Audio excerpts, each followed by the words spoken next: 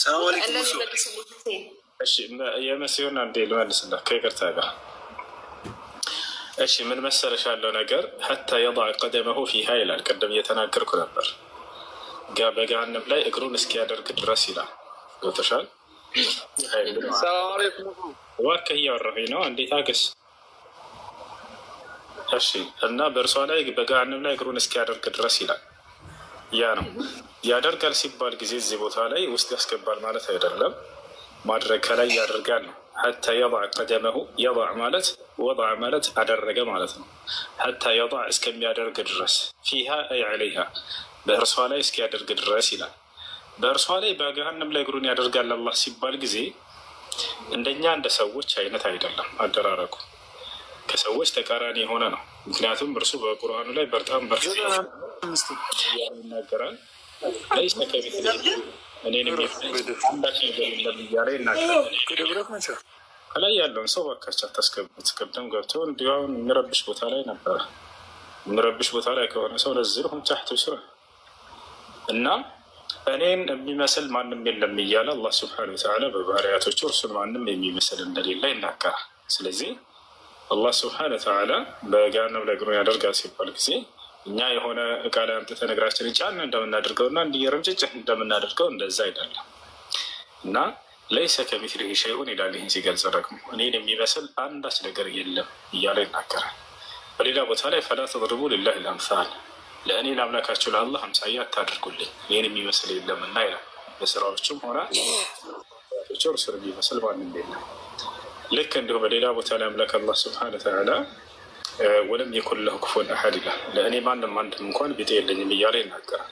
ፈላ ተጅዐሉ ሊላሂ አንዳዳ ይላል። ለእኔ ለአምላካችሁ ለአላህ አቻ አታድርጉልኝ እያለ ይናገራል። ሀል ተዕለሙ ለሁ ሰሚያ ይላል። ለእኔ ለአምላካችሁ ለአላህ በስራዬም ሆነ በባህሪያቶቼ ማንም መኩሻ የለኝም ይላል። ስለዚህ እኛ በሆነ ነገር ላይ እግራችንን ማድረግና የእርሱ በዚያ ነገር ላይ እግሩን ማድረግ በፍጹም የሚገናኝ ነገር አይደለም። ይህን ይመስላል። እሺ ሰላሙ አለይኩም ወረህመቱላሂ ወበረካቱ። ሰላም ወረህመቱላሂ ወበረካቱ። የመሲሁ ልጅ ሌላ ጥያቄ አለሽ?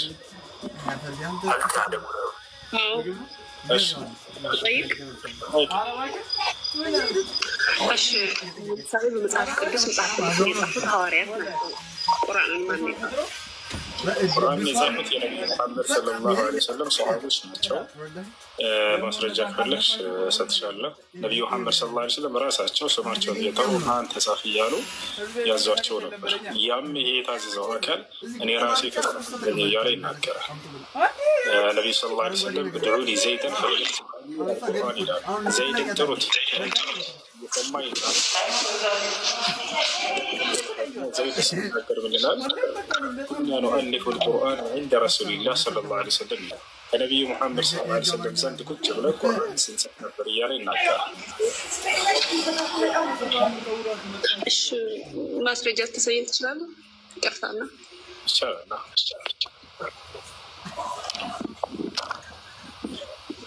እሺ እሺ እሺ እሺ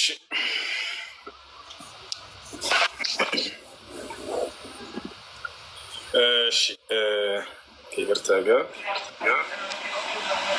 አንዴ እባካችሁ የሚያታደርጉ ልጆች ከቻላቸው ሚያት አድርጉ። ማነው ከአንዴ ዛህራ ነሽ? ከአንዴ መክፈት ትችላለሽ?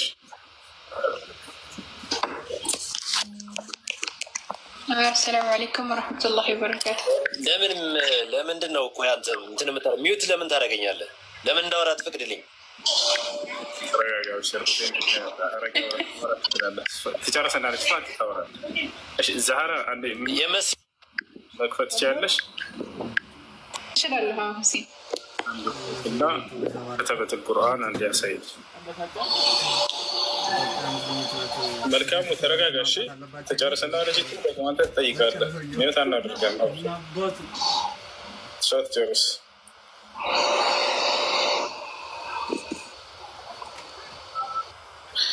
አታወርድ ወርዶ ካልሆነ በስተቀር ማንንም ሰው አታወርድ። ጥያቄን እስኪጠይቀው ድረስ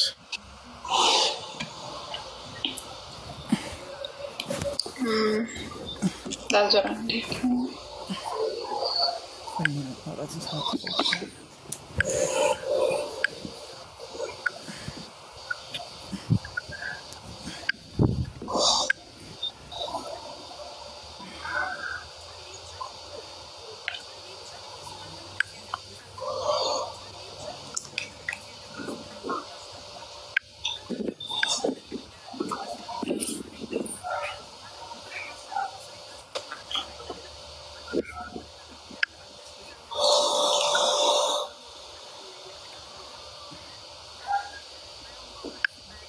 يتهيألي حسين.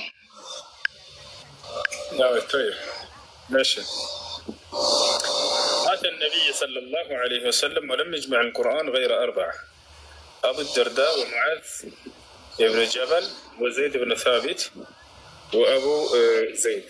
قال ونحن ورثناه. በዚህ ሐዲስ ላይ ቁርአንን ከነቢዩ ሰለላሁ ዐለይሂ ወሰለም የሰበሰቡ አካሎች ስማቸው እየተጠቀሰ የተነገረበት ነው። جمع القرآن على عهد رسول الله صلى الله عليه وسلم 4. جمع القرآن على عهد رسول الله صلى الله عليه وسلم 4. በነቢዩ ሰለላሁ ዐለይሂ ወሰለም ጊዜ 4 አካሎች ቁርአንን ሰብስበዋል እያለ 4ቱን የሰበሰቡ እዚህ በአንድ ላይ የጠቀሳቸው ኩልሁም ሚን አልአንሳር፣ ሁላቸውም ከአንሳር ከመዲና ሰዎች ናቸው። አንደኛ ሙዓዝ ይቅርታ ኡበይ፣ ሁለተኛ ሙዓዝ ብን ጀበል፣ ሶስተኛ ዘይድ ወአቡ ዘይድ وزيد بن ثابت. قلت لأنس من أبو زيد؟ قال أحد عمومتي. እነዚህ ናቸው። ያውና ምንጩ ቡኻሪ 3810 ሙስሊም 2465 ላይ እነዚህ 4 ቁርአንን የሰበሰቡት ናቸው።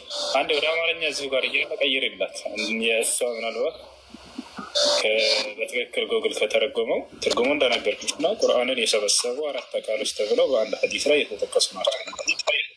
እዚሁ ላይ እዛ ላይ ምንራሱ ወደ አማርኛ እዛው እዚህ ጋር በቃ ባይ ስራው መስሎኝ የት? እሺ አይቀይርም። ይሄ እስኪ አይሆን እዚህ ጋር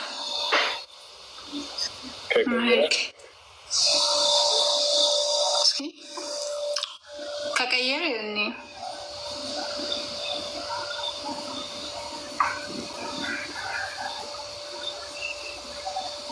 አይቀይርም።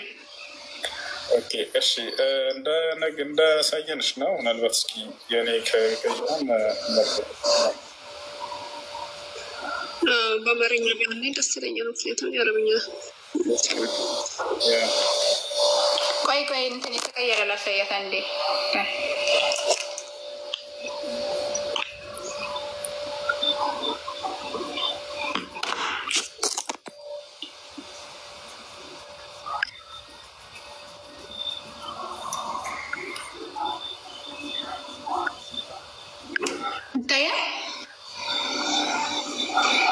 ይታያል።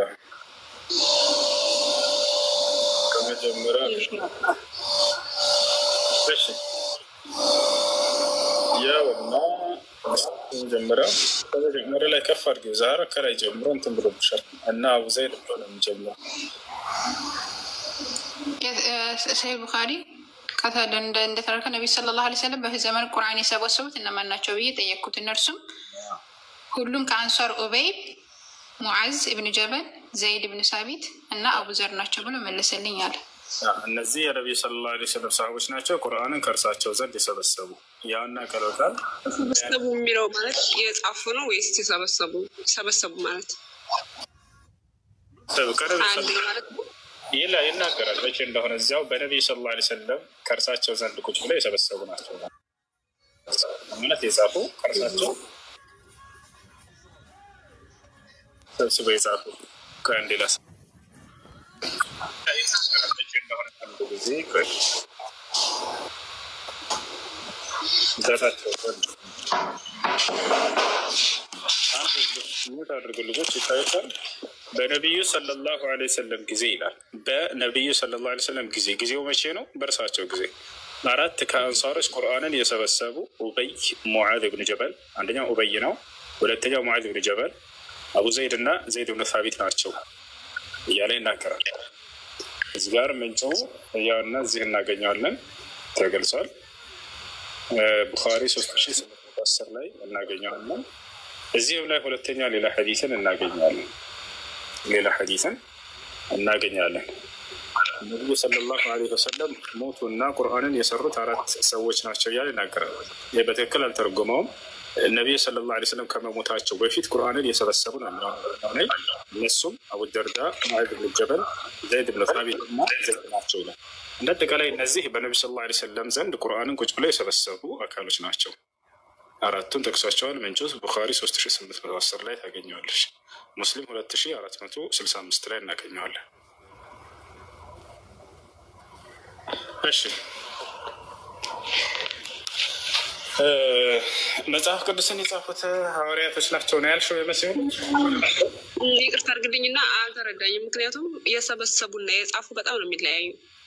መሰብሰብ ምሳሌ አንድ ሰው ከሆነ ነገር እቃ መሰብሰቡም ሆነ ሌላ መሰብሰብ ይባላል። መጽሐፍ መሰብሰቡ በጣም ነው የሚለያዩ። አይደለም፣ እነዚህ ስማቸውን እየጠቀሱና ከእኔ ቁርአንን ይጻፍ ብለው ያዘዟቸው ናቸው።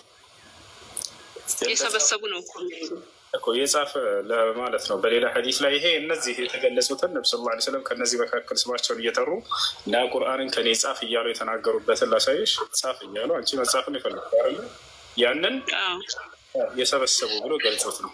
በሌላ ሐዲስ ላይ ጻፍ እያሉ ያዘዙበትን ادعوا لي زيدا وإلى سايش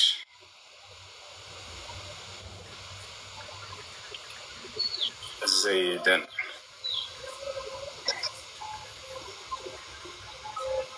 السلام عليكم ورحمة الله. وعليكم السلام ورحمة الله وبركاته. كاش كزيغار إنه إلى سايش عندي ترجع عندهم كي كرتاجا لما نزلت لا يستوي القاعدون من المؤمنين والمجاهدون في سبيل الله قرآن كسور ركزي قال النبي صلى الله عليه وسلم ادعوا لي زيدا واليجئ بالله والدرة والكتف وده ثم قال اكتب يوم النبي صلى الله عليه وسلم ጻፍ እያሉ እያዘዙት ዘይድን ጥሩልኝ ካሉት በኋላ ከተጠራ በኋላ እክቱብ ይሉታል፣ ጻፍ ይሉት ነበር። አንዴ ወደ አማርኛ ልቀይርልሽ፣ ጻፍ እያሉ ያዘዙበት።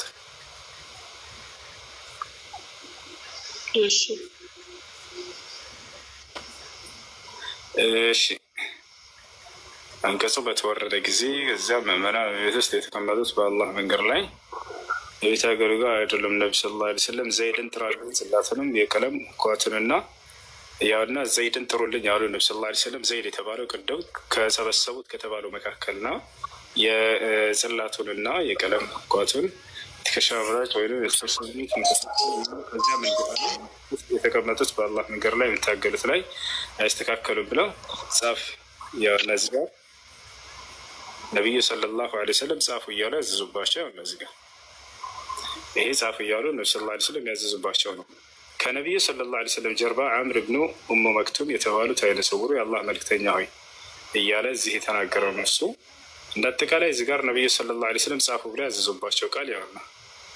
አንቀጹ በተወረደ ጊዜ ግን እያሉ ጽላትንና መጻፊያውን የቀለም አምጡልን እያሉ ዘይድን ጥሩት ከተጠራ በኋላ ይህን ጻፍ እያሉ ያዘዙበት እዚህ እናገኘዋለን ማለት ነው።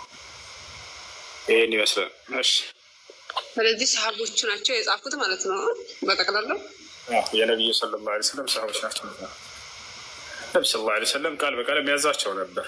እክቱቡ ዐኒ የምትሰሙትን ሁሉ ጻፉ እያሉ ያዟቸው ነበር። በዘመናቸው ተጽፏል። እክቱቡ እያሉ ጻፉ ይሏቸዋል እነሱ። ፈኢነሁ ላ የኽሩጁ ሚን ፈሚ ኢላ ሐቃ በቤቴ እውነት እንጂ አይወጣምና ከኔ ኑ ጻፉ እያሉ ይሄ ነው። እሺ ቅድም መጽሐፍ ቅዱስን ሐዋርያቶች ናቸው የጻፉት ነው ያልሽው። የሆነ ሰው ልጅ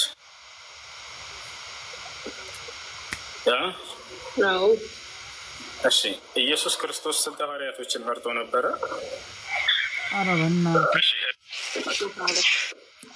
12። እሺ እነደም መጽሐፍ ቅዱስን ሐዋርያቶች ናቸው የጻፉት። 12ቶቹ ናቸው የጻፉት ያንን መጽሐፍ ቅዱስን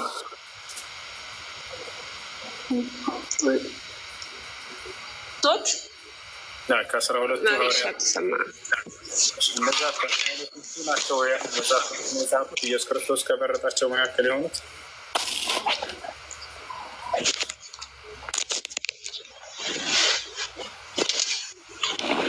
የመሰው ልጅ ይሰማሻል? አዎ ሐዋርያት ናቸው የጻፉት። ይሰማል?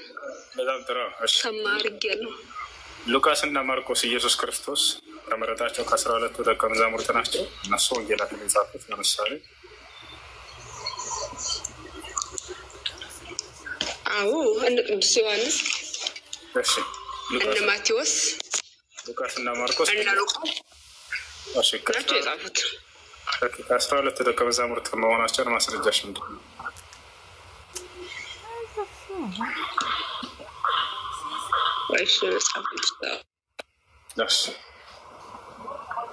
ልጆች ታብ ማድረጋቸውን አታቋርጡም።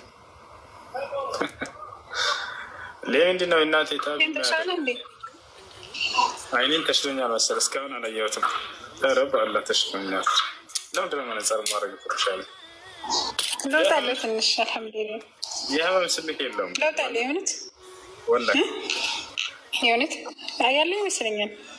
የእውነት ነው ውሸት? እሺ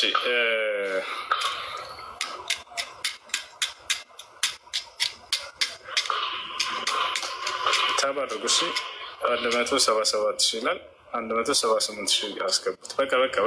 በቃ ከ78,000 በላይ አታድርጉታል። እሺ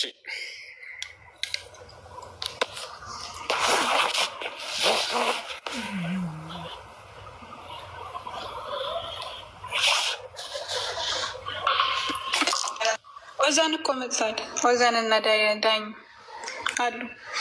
በረከትም አለ፣ ሚኪም አለ። ሰላም ከተሰጠኝ አንዴ። እሺ ሰላም፣ እንዴት ነህ? የልጅቱን ጥያቄ ትመልሳለህ? አይሰማም? ይሰማል። መጽሐፍ ቅዱስን የጻፉት ኢየሱስ ክርስቶስ የመረጣቸው 12 ደቀ መዛሙርት ናቸው። አለዋማ ነው አለ መጽሐፍ ቅዱስን የጻፉት 12 ኢየሱስ። እሺ እኔ አንድ ሁለት ጥያቄ አለኝ፣ የምችለው ከሆነ መለስ። እኔ ለመጠየቅ ነበር የገባው። አይቻልም? ለመጠየቅ ነበር የገባው። አይቻልም? እሺ ጠይቀሽ። ጥያቄ አትመልስም? እኔ ብዙም እውቀቱ ስለሌለኝ ለመጠየቅ ነው። እሺ ጠይቀህ ታዳምጣለህ። ያም ወደ ጥያቄ። እሺ እኔ ጥያቄ በፍቅር ነው የምጠይቀህ፣ አንተም ደግሞ በፍቅር እንድትመልስልኝ ጠይቃለሁ። ጥያቄ ለምሳሌ እኛ የስላሴ አስተምሮ አለ። እኛ የስላሴ አስተምሮ ምን ብለን እንደምናስተምር አንተም ታውቃለህ አይደል? ባታምነውም እኛ በአካል ሶስት በመለኮት አንድ አምላክ ብለን ነው የምናምነው አይደል? የጠየቀኝ ከሆነ ልመልስልህ እኮ የእኛን አስተምሮ ስለ ስላሴ ምን ብለን እንደምናስተምር እስኪ ንገረኝ። ማለት ባታምንበትም ማወቅ ፈልግና መጽሐፍ ቅዱስ ላይ ግን ነቢያቶች እንዲህ ብለው ያስተማሩ የለም። ያው መልሱ በቃ ችግር የለውም። ግን እኛ ምን ብለን እንደምናምን መቼም የታወቀ ነው። ማለት በመለኮት አንድ አምላክ ብለን ነው፣ በአካል ደግሞ ሶስት ብለን እናምናለን። ነገር ግን እዚህ ጋር እሱ ብሎ ያስተማረ ነቢይ ግን የለም መጽሐፍ ቅዱስ ላይ። አንድ ነው።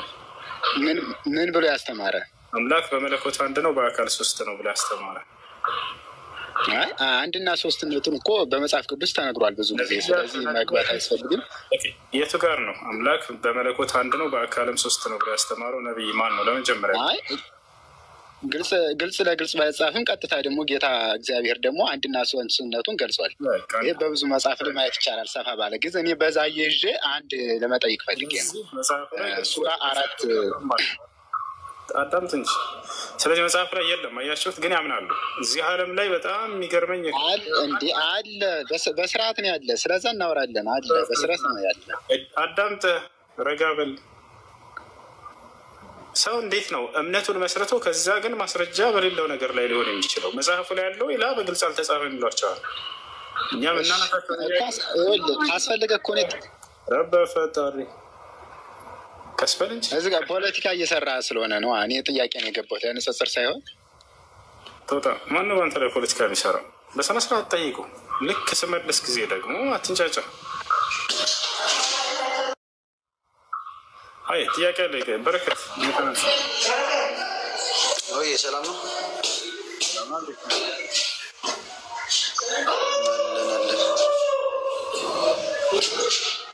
ይሰማል ድምጼ?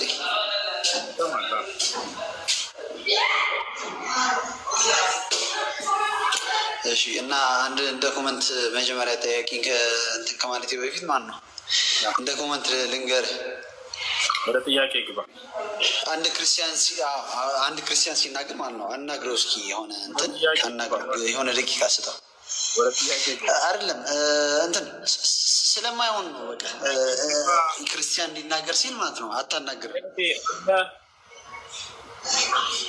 በቃ ተወው በቃ አልናገርም። የኛውን ማታስተካከለ ነው ተወው በቃ ልውጣ። አካሄድን በደንብ ነው የማውቀው።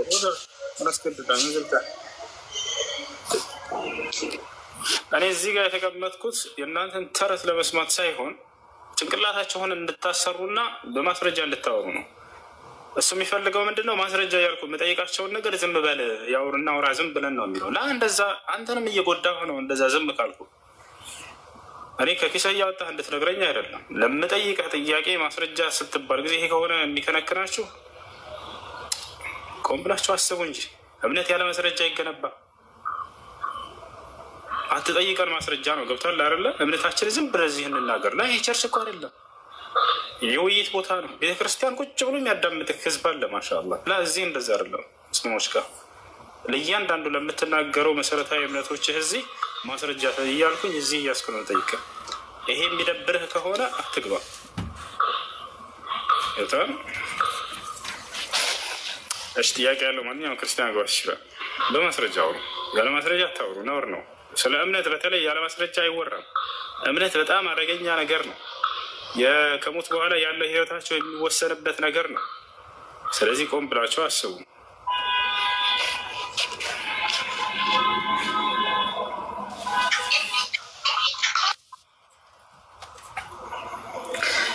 እሺ ጥያቄ ያለ ይቀጥል።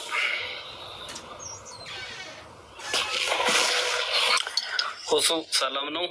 ሰላም ነው። እንዴት ነህ? ዛራም ሰላም ብያለሁ። ሁለታችሁ ሰላም ዋጋችሁ። ሰላም ወገኖች አለው። የሆነ ቤት ውስጥ ዛሬ የሆነ ሲከራከሩበት ሳለሰማው ምናልባት ለምን ከውሱ አልሰማም። አንድ ጥያቄ ስለፈጠረብኝ ነው። ይቻላል? አንድ ጥያቄ ነው ግን ብዙም ሰዓት አልወስድብም። አብሽር። ጥያቄ አንተ የአላህ ቃሉ ፍጡር ነው ወይስ ፈጣሪ ብለው ምናምን ይከራከሩበታል እና ይህንን እንዴት ታየዋለህ አንተ? የአላህ ቃሉ ፈጣሪ ፍጡር ምናምን እየተባለ እንደሱ አይደለም። አምላክ አላህ ስብሐነ ወተዓላ ፈጣሪ ነው። እርሱ መለኮታዊ አካል አለው። ያው መለኮታዊ አካል አለው። ግን እኛ እነዚያን አካሎች እየገነጣጠልን ይሄ እጁ ፈጣሪ ነው፣ እግሩ ፈጣሪ ነው፣ እንትኑ ፈጣሪ ነው እያለን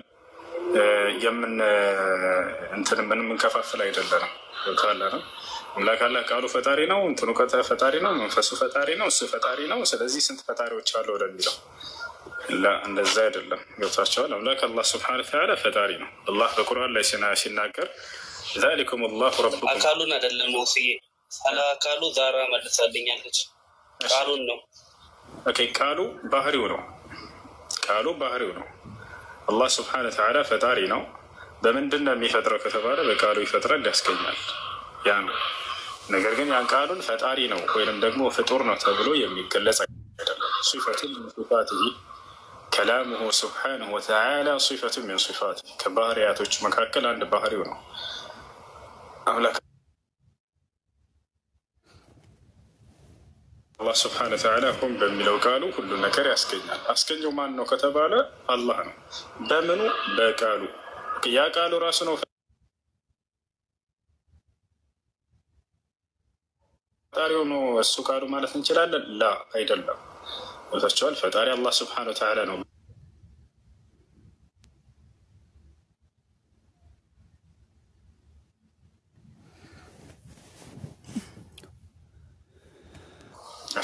ቃሉ ምንድን ነው ከተባለ ከባህሪያቶች መካከል አንዱ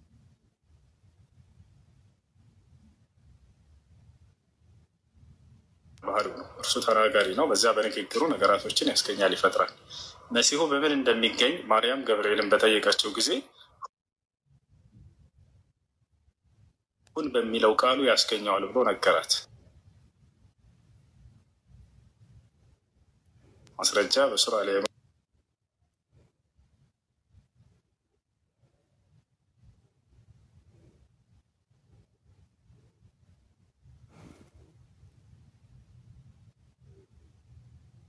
ኪላሁ የኽልቁ ማ የሻ ልክ እንዲሁ አምላክ ኢንሻአላህ ያሻውን ይፈጥራል። እስከዛሬ ሲፈጥርበት መንገድ ልክ እንዲሁ ያሻውን ይፈጥራል። ኢዛ ቀዷ አምረን አንድን ነገር ለማድረግ ለመፍጠር በወሰነ ጊዜ ፈኢነማ የቁሉ ለሁ ኩን ፈየኩን ለእርሱ ሁን ይለዋል፣ ወዲያውም ይሆናል። ይህ ሁን የሚለው ቃሉ ነገራቶችን የሚፈጥርበት የሆነ ባህሪው ነው። ገብቶሃል አይደል? ነገር ግን ያን ቃሉን ብቻ ለይተን ይሄ ነው ፈጣሪ ከአላህ ራሱ ሌላ ፈጣሪ ነው ቃሉ ሌላ ፈጣሪ ነው እያለን የምንከፋፍልና የምንቀረጠጥል አይደለም። كلامه سبحانه وتعالى صفة من صفاته فبه يخلق ما يخلق الله سبحانه وتعالى تناقري ነው በዚያ በንግግሩ ነገራቶችን ያስገኛል ይፈጥራል። እሺ ነው። ስለዚህ ቃሉ እኔ ነው የስ ስለማላምን በማብራሪያ ነው ማማ እና ግልጽ ነው። በቃ አንድ ልጨምር ከፈቀድክልኝ ከዛን አንተም ሁለት ጥያቄ ትጠይቀኛለህ። አይ እሺ እሺ አላህ ማለት ይቅርታ ግን ካጠያየቄ ሁሉን አዋቂነት የእርሱ ነው ብለህ ታምናለህ? አምላክ አላህ ስብሐነ ወተዓላ ሁሉን አዋቂ እርሱ ነው። እርሱ ብቻ ነው ወይ ሁሉን አዋቂ ሌላም ያውቃል ወይ ነው ጥያቄ? አዎ የሁሉን አዋቂነት ከእርሱ ውጭ የሚያውቃል? ከእርሱ ውጭ ሌላ ማንም የሚያውቅ የለም። እርሱ አላህ ስብሐነ ወተዓላ ሁሉን የሚያውቀው እሱ ነው። ግን ስለ አንዳንድ ስለ ሩቅ እውቀትና ስለ አንዳንድ ድብቅ እውቀት ለነቢያቶቹ በተአምር መልክ ይሰጣቸው ነበር። ለምሳሌ ለመሲሁ ሰጥቶታል፣ ለነቢዩ ሰለላሁ ዐለይሂ ወሰለም ለሁሉም ነቢያት ይሰጣቸዋል። ማስረጃ يقول الله سبحانه وتعالى في سورة الجن عالم الغيب فلا يظهر على غيبه أحدا إلا من ارتضى من رسول فإنه يسلك من بين يديه ومن خلفه رصدا يالي ناكرا عالم الغيب على الله سلا راسو بحري سناكر أني يروكنا واكنا على فلا يظهر على غيبه أحدا بأروك وكتلي عندنا مكان على سوقم كان بهالا إلا من ارتضى من رسول كما لأكتن يوشي مرت كتن سكرانا عند نبي نبيነቱ ማረጋገጫ ይሆን ዘንድ የወደፊትን እውቀት ይሰጠዋል። ያ ነብይ ትንቢትን ይናገራል፣ ድብቅ ነገራቶችን ይናገራል። ገብታችኋል አይደል? ይሄን ከሰጣቸው መካከል ለምሳሌ ለዩሱፍ አለይሂ ሰላም ዮሴፍ ከተሰጠው ተአምር መካከል አንደኛው ይሄ ነበር። ገብታችኋል? በሱራ ዩሱፍ ላይ ይሄን እናገኛለን። ዩሱፍና ዒሳ አንድ አይነት ተአምርን ተሰጥተዋል። እርሱም ምንድነው? ድብቅ ነገራቶችን የማወቅ ተአምርን አላህ ሰጥቷቸዋል። እሱም ዒሳ ዓለይሂ ሰላም ሲናገር ምን አለ? ወኡነቢኡኩም ቢማ ተእኩሉነ ወማ ተደኽሩነ ፊ ቡዩቲኩም አለ። ከተአምራቶች መካከል እናንተ ወደፊት ሄዳችሁ የምትበሉትንና እንዲሁም ያካበታችሁትን አዘርተ እህል ምን እንደሆነ ነግራችኋለሁኝ አላቸው።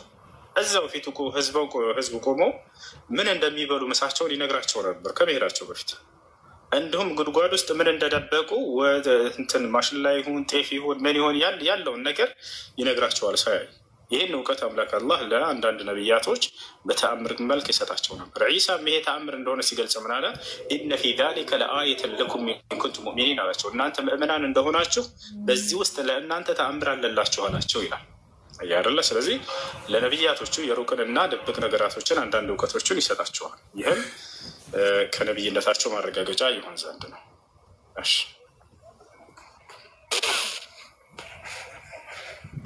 እሺ የእነሱን እሺ ግልጽ ነው። አመሰግናለሁ። የእርሱን አሁን ያለህን ሁሉን አዋቂነቱን ከቁርአን የሆነ ብትሰጠኝ ግን ደስ ይለኛል። ለሆነ ሰው ላሳዩ ስለፈለኩ። አላህ ስብሐነ ወተዓላ ያዕለሙ ማ በይነ አይዲሂም ወማ ኸልፈሁም ይላል። የፍጥረታቶችን ሁሉ የኋላውንም የፊቱንም ሁሉ የማውቅ ነኝ እያለ ይናገራል። እንግዲህ የፍጥረታቶችን ሲል ጊዜ ከእርሱ ውጭ ያለ እንዳለ ፍጡር ነው። ከእርሱ ውጭ ያሉ ነገራቶችን ሁሉ የፊታቸውንም የኋላቸውንም ሁሉ ያውቃል። ስለ መላእክቶች፣ ስለ ሰዎች፣ ስለ ጅኖች፣ ስለዚህ ዓለም መጀመሪያ መጨረሻ ሁሉ እንዳለ የሚያውቅ እንደሆነ ይናገራል። አየተል ኩርሲ ላይ ታገኘዋለህ። ምናልባት ቁጥሩን ከፈለግ እንሰጣለን።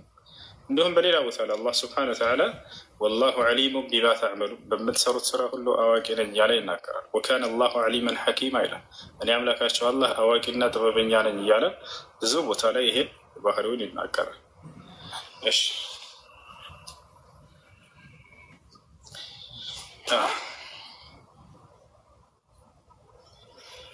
ቴንክ እንትኑን ጥቅሱን ከዛራ ወስዳለሁ ሌላ ጊዜ ዛሬ እንትን በይለት ላክለት። እሺ ጥቅሶች አንተ አንድ ሁለት ጥያቄ ጠይቄ። እሺ ለአምላክ አምላክ ይኖረዋል አንተ የጠየቀኝን ግን እንደ ማለት እንዳይደጋገም ሌላ ጥያቄ እንግዲህ። እሺ ካልከሽ ለአምላክ አምላክ ይኖረዋል ብለህ ታምናለህ? እኛ መሰረታዊ ጥያቄ ነው። ስለ ወሲብ ምናምን በጠይቃ ያቅተን ብዙ አለ እንዲህ አይነት ቆሻሻ የሆኑ ጥያቄዎች፣ እነዚያን እንተዋቸው ብለን ነው። አይጠቅሙም እነዚያ ለእኛ መዳን ለአንተም መዳን ምንም የሚጠቅም ነገር ስላልሆነ እንተዋቸው። ይልቁንስ ስለ አምላክ አይጠቅሙም። አምላክ ላይ ማውራት ነው የሚመቸኝ። እንደሱ ይሻላል ብላቸዋል። መሸወጃ ነው፣ ማታለያ ነው። አውቆ ይመጡና ይላቸዋል ነቢይ መሐመድ እንዲህ አግብተው ነበር ይሏቸዋል። እውነተኛውን መንገድ እንዳታዩ አይናቸው ላይ እንትን እያሉባቸው ነው። ገብታቸዋል አይደለ? እየበተኑባቸው ልክ አፈር አመድ እንደሚበትኑባቸው አይነት እንጂ ማግባታቸው ነውር አይደለም። ሌላም ይሄ ነውር ሆኖ አይደለም። ሁሉም ሰው የሚያደርገውን ነገር ነብዩ ሰለላሁ ዐለይሂ ወሰለም በሰው ላይ የሆነው ሁሉ በእርሳቸው ላይ ያለ እንዳጠቃላይ። እሺ ለአምላክ አምላክ ይኖረዋል ማግባት ነውር አይደለም። ሁሴን ይቅርታ ስላቋረጥኩ ማግባት አሁን ነውር አይደለም። ይቅርታ ስላቋረጥኩ እና ማግባት አሁን ነውር አይደለም። በእርግጥ ማለት በማንኛውም ሃይማኖት ጋብቻ ቅዱስ ነው። ግን የ56 ዓመት ሽማግሌ የ6 ዓመት ልጅ ማግባት ነውር አይደለም። አንድ ያዳምጪ። የመሲሁ ልጅ ቀደም መልስ ልታመጪ ወርደሽ መልሱን አላመጣሽም። ከሱ ትቀጥያለሽ። አንድ የልጁን ልመልስለት። ኮሜንት ላይ ማንም ሰው ክፉ ነገር እንዳይጽፍ። ኮሜንት ላይ ማንም ሰው ክፉ ነገር እንዳይጽፍ እባካችሁ። እኔ አልወድም። አንድ ክርስቲያን ገብቶ ተናገረ ብላችሁ ክፉ ነገር ያለን ነገር እናንተ እንድትናገሩ አልፈቅድም። ዝም በሉ እሺ። እኔ እንዴት አድርጌ መለስና ማስተማር እንዳለብኝ ያውቃለሁ። ትርኩሁም ለእኔ ተዋቸው። እሺ ለማንኛውም ለአምላክ አምላክ ይኖረዋል ብለህ ታምናለህ? ዳኙ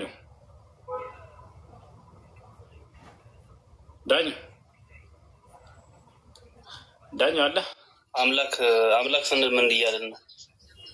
አምላክ አታውቅም ወይ? ውስዬ ለአምላክ አምላክ ይኖረዋል አለው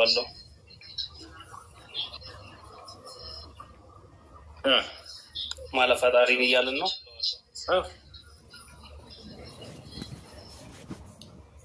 ለፈጣሪ ፈጣሪ አለው ብዬ አላምንም። በጣም ጥሩ። ለአምላክ አምላክ የለውም ብለህ ነው የምታምነው። ስለዚህ አንድ አካል አምላክ አለው ከተባለ እሱ አምላክ ሊሆን አይችልም። ምክንያቱም ለአምላክ አምላክ ሊኖረው አይችልምና። ኢየሱስ አምላክ አለ የለውም?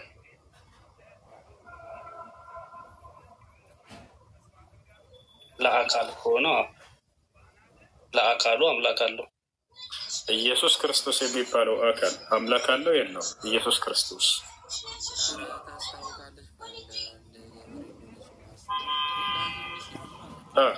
ለአካሉ አምላክ አለው አልኩ እኮ። ለምኑ ብዬ አልጠየኩም። ኢየሱስ አምላክ አለው የለው? ኢየሱስ አምላክ አለው የለው? ኢየሱስ የሚለው ለአካሉ የተሰጠ ስም ስለሆነ ለዛ ለአካሉ ከሆነ የለውም። ጥያቄው ከአግባቡ ትክክል ስላልሆነ ነው። እሺ ዮሐንስ ወንጌል ምዕራፍ 20 ቁጥር 17 ላይ ኢየሱስም ይላል፣ ኢየሱስም ወደ አምላኬ ወደ አምላካቸው አድርጋለሁ አለ ይላል። ኢየሱስ አምላክ አለው የለውም? በዚህ ጥቅስ መሰረት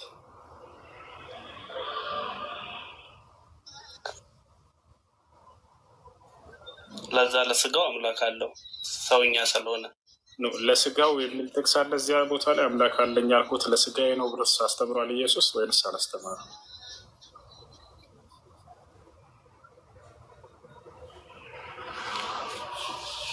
በስጋ ተገለጠ ስለሚል ኢየሱስ ክርስቶስ አምላክ ያለኝ ያልኳችሁ ግን በስጋዬ ነው ብሎ ተናግሯል አንድ ቦታ ላይ።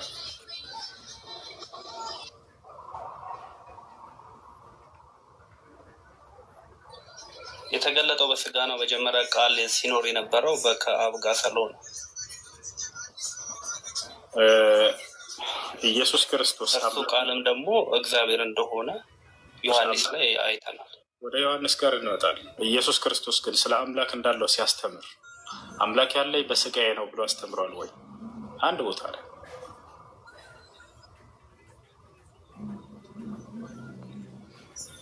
ማለት ኢየሱስ ክርስቶስ ሲያስተምር ጊዜ እኔ አምላክ አለኝ የምለው ግን በስጋዬ ነው ብሎ አስተምሯል ወይ? በስጋዬ ነው አምላክ ያለኝ ብሎ አስተምሯል አንድ ቦታ ላይ?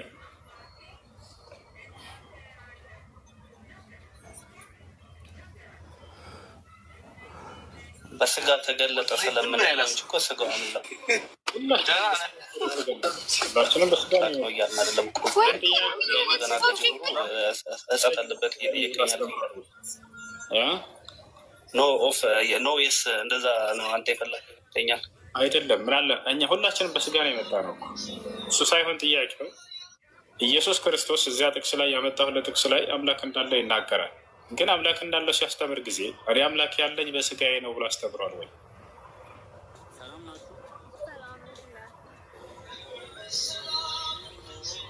ሰውም አምላክ ሆነ ብለን ስለምናምን የሰውኛው ባህሪ ነው። ያ ኢየሱስ ክርስቶስ አምላክ ያለኝ በስጋዬ ነው ብሎ አንድም ቦታ ላይ አላስተማረም። ይህን ታውቃላችሁ ሁላችሁ። አንድ ስለ አምላክ እንዳለው ያስተምራል ብዙ ቦታ ላይ። ነገር ግን እኔ አምላክ ያለኝ በስጋ ጌት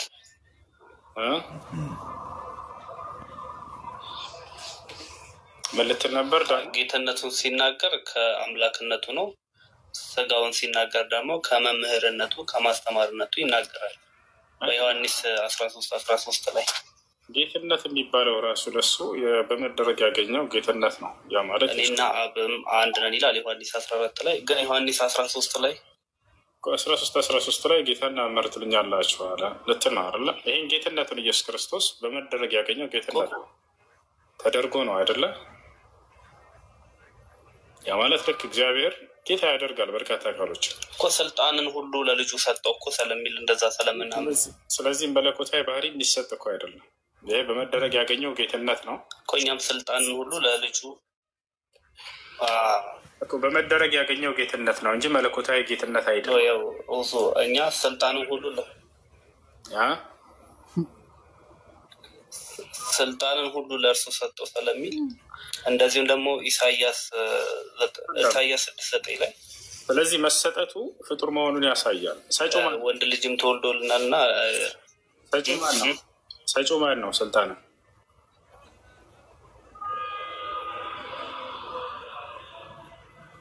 ሰጪው ስልጣንን የሰጠው ለኢየሱስ አብ ነው የሰጠው አይደለ?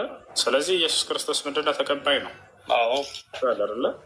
ስለዚህ ተሰጠው ስልጣን መባሉ ራሱ ፍጡር መሆኑን የሚገልጽ ትልቅ ጥቅስ ነው፣ በደንብ ካስተዋላችሁ። ምክንያቱም አምላክ ስልጣንን አይሰጥም። ምክንያቱም በባህሪው ስልጣን ሁሉ በእጁ ነው አይደለም ነው። አምላክ በባህሪው አይሰጥም። አብ ለምሳሌ ስልጣን ይሰጣል? አይሰጥም። እንዳጠቃላይ እኔና አብ አንድ ነን ስለሚል ስንት ናቸው አይደለም ጥያቄው። አንድነት ቃልንም እኮ ራሱ እግዚአብሔር ነው ይለዋል መጽሐፍ ቅዱስ። አንድ ስለ ወደሱ ዮሐንስ 1 ላይ እንመጣለን። እሱ ሌላ ነው ትርጓሜ፣ ወደሱ እንመጣለን። ማለት እዚህ ቦታ ላይ ግን ኢየሱስ ክርስቶስ ጌታ ነው ሲሏቸው ጊዜ አንድ ልታውቁ የሚገባው አንድ ግልጽ ክሊር ሊሆን የሚችለውን አንድ ጥቅስ ሁሴ አንድ ግልጽ ክሊር ሊሆንልህ የሚችለውን አንድ ጥቅስ እናውጣና እንየውና ከዛ በኋላ ልክ እንደዛ ነው በቃ። እዛ ለምሳሌ ዘጸአት 18:1 ላይ አንድ እግዚአብሔር አለ። ያ እግዚአብሔር በሶስት ሰዎች ሽማግሌዎች ውስጥ እንደተገለጠ ለምትጠየቀው ጥያቄ ወይ እያወራው ከሆነ አንተ ስታወራ ሶሪ።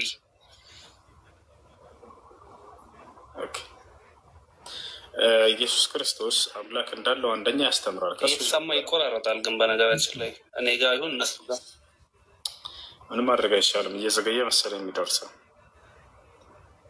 እሺ ኢየሱስ አምላክ እንዳለው ኢየሱስ ክርስቶስ እኔ ጋር ግን እንደዛ ነው፣ እነሱ ጋር አላውቅም። ፈጣሪ ነው ይሻላል። ኢየሱስ ክርስቶስ ጌትነትን በመደረግ ያገኘው ጌትነት ነው። አንደኛ ይሰማችኋል? ዛሬ እናንተ ግን ይውረድና ሌላ ጊዜ ትገባለህ። ኔትወርክን አስተካክልና ትመጣለሽ።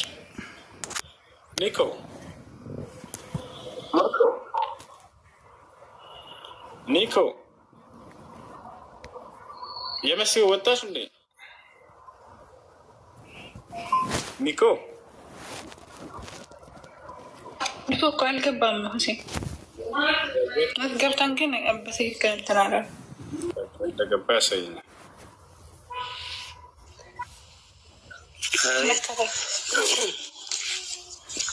ይሰማል? ይሰማል። ሄሎ ይሰማል። እሺ ጤና ይስጥልኝ። አብረን ይስጥልኝ።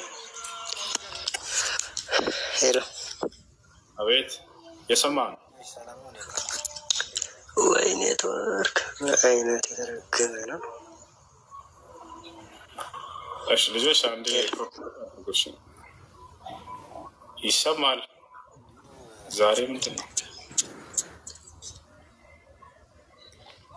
تسمع كلامي؟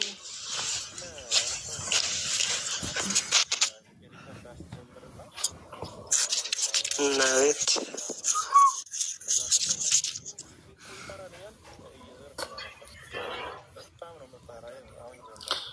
እሺ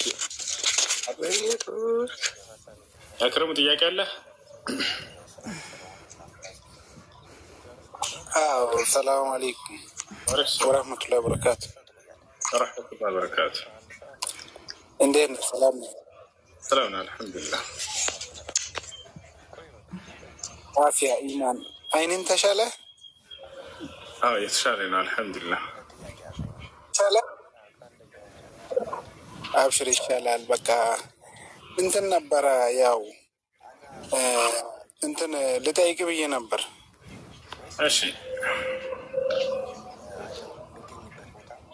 እና ያው ሰው ልጅ ስም ሲጠራ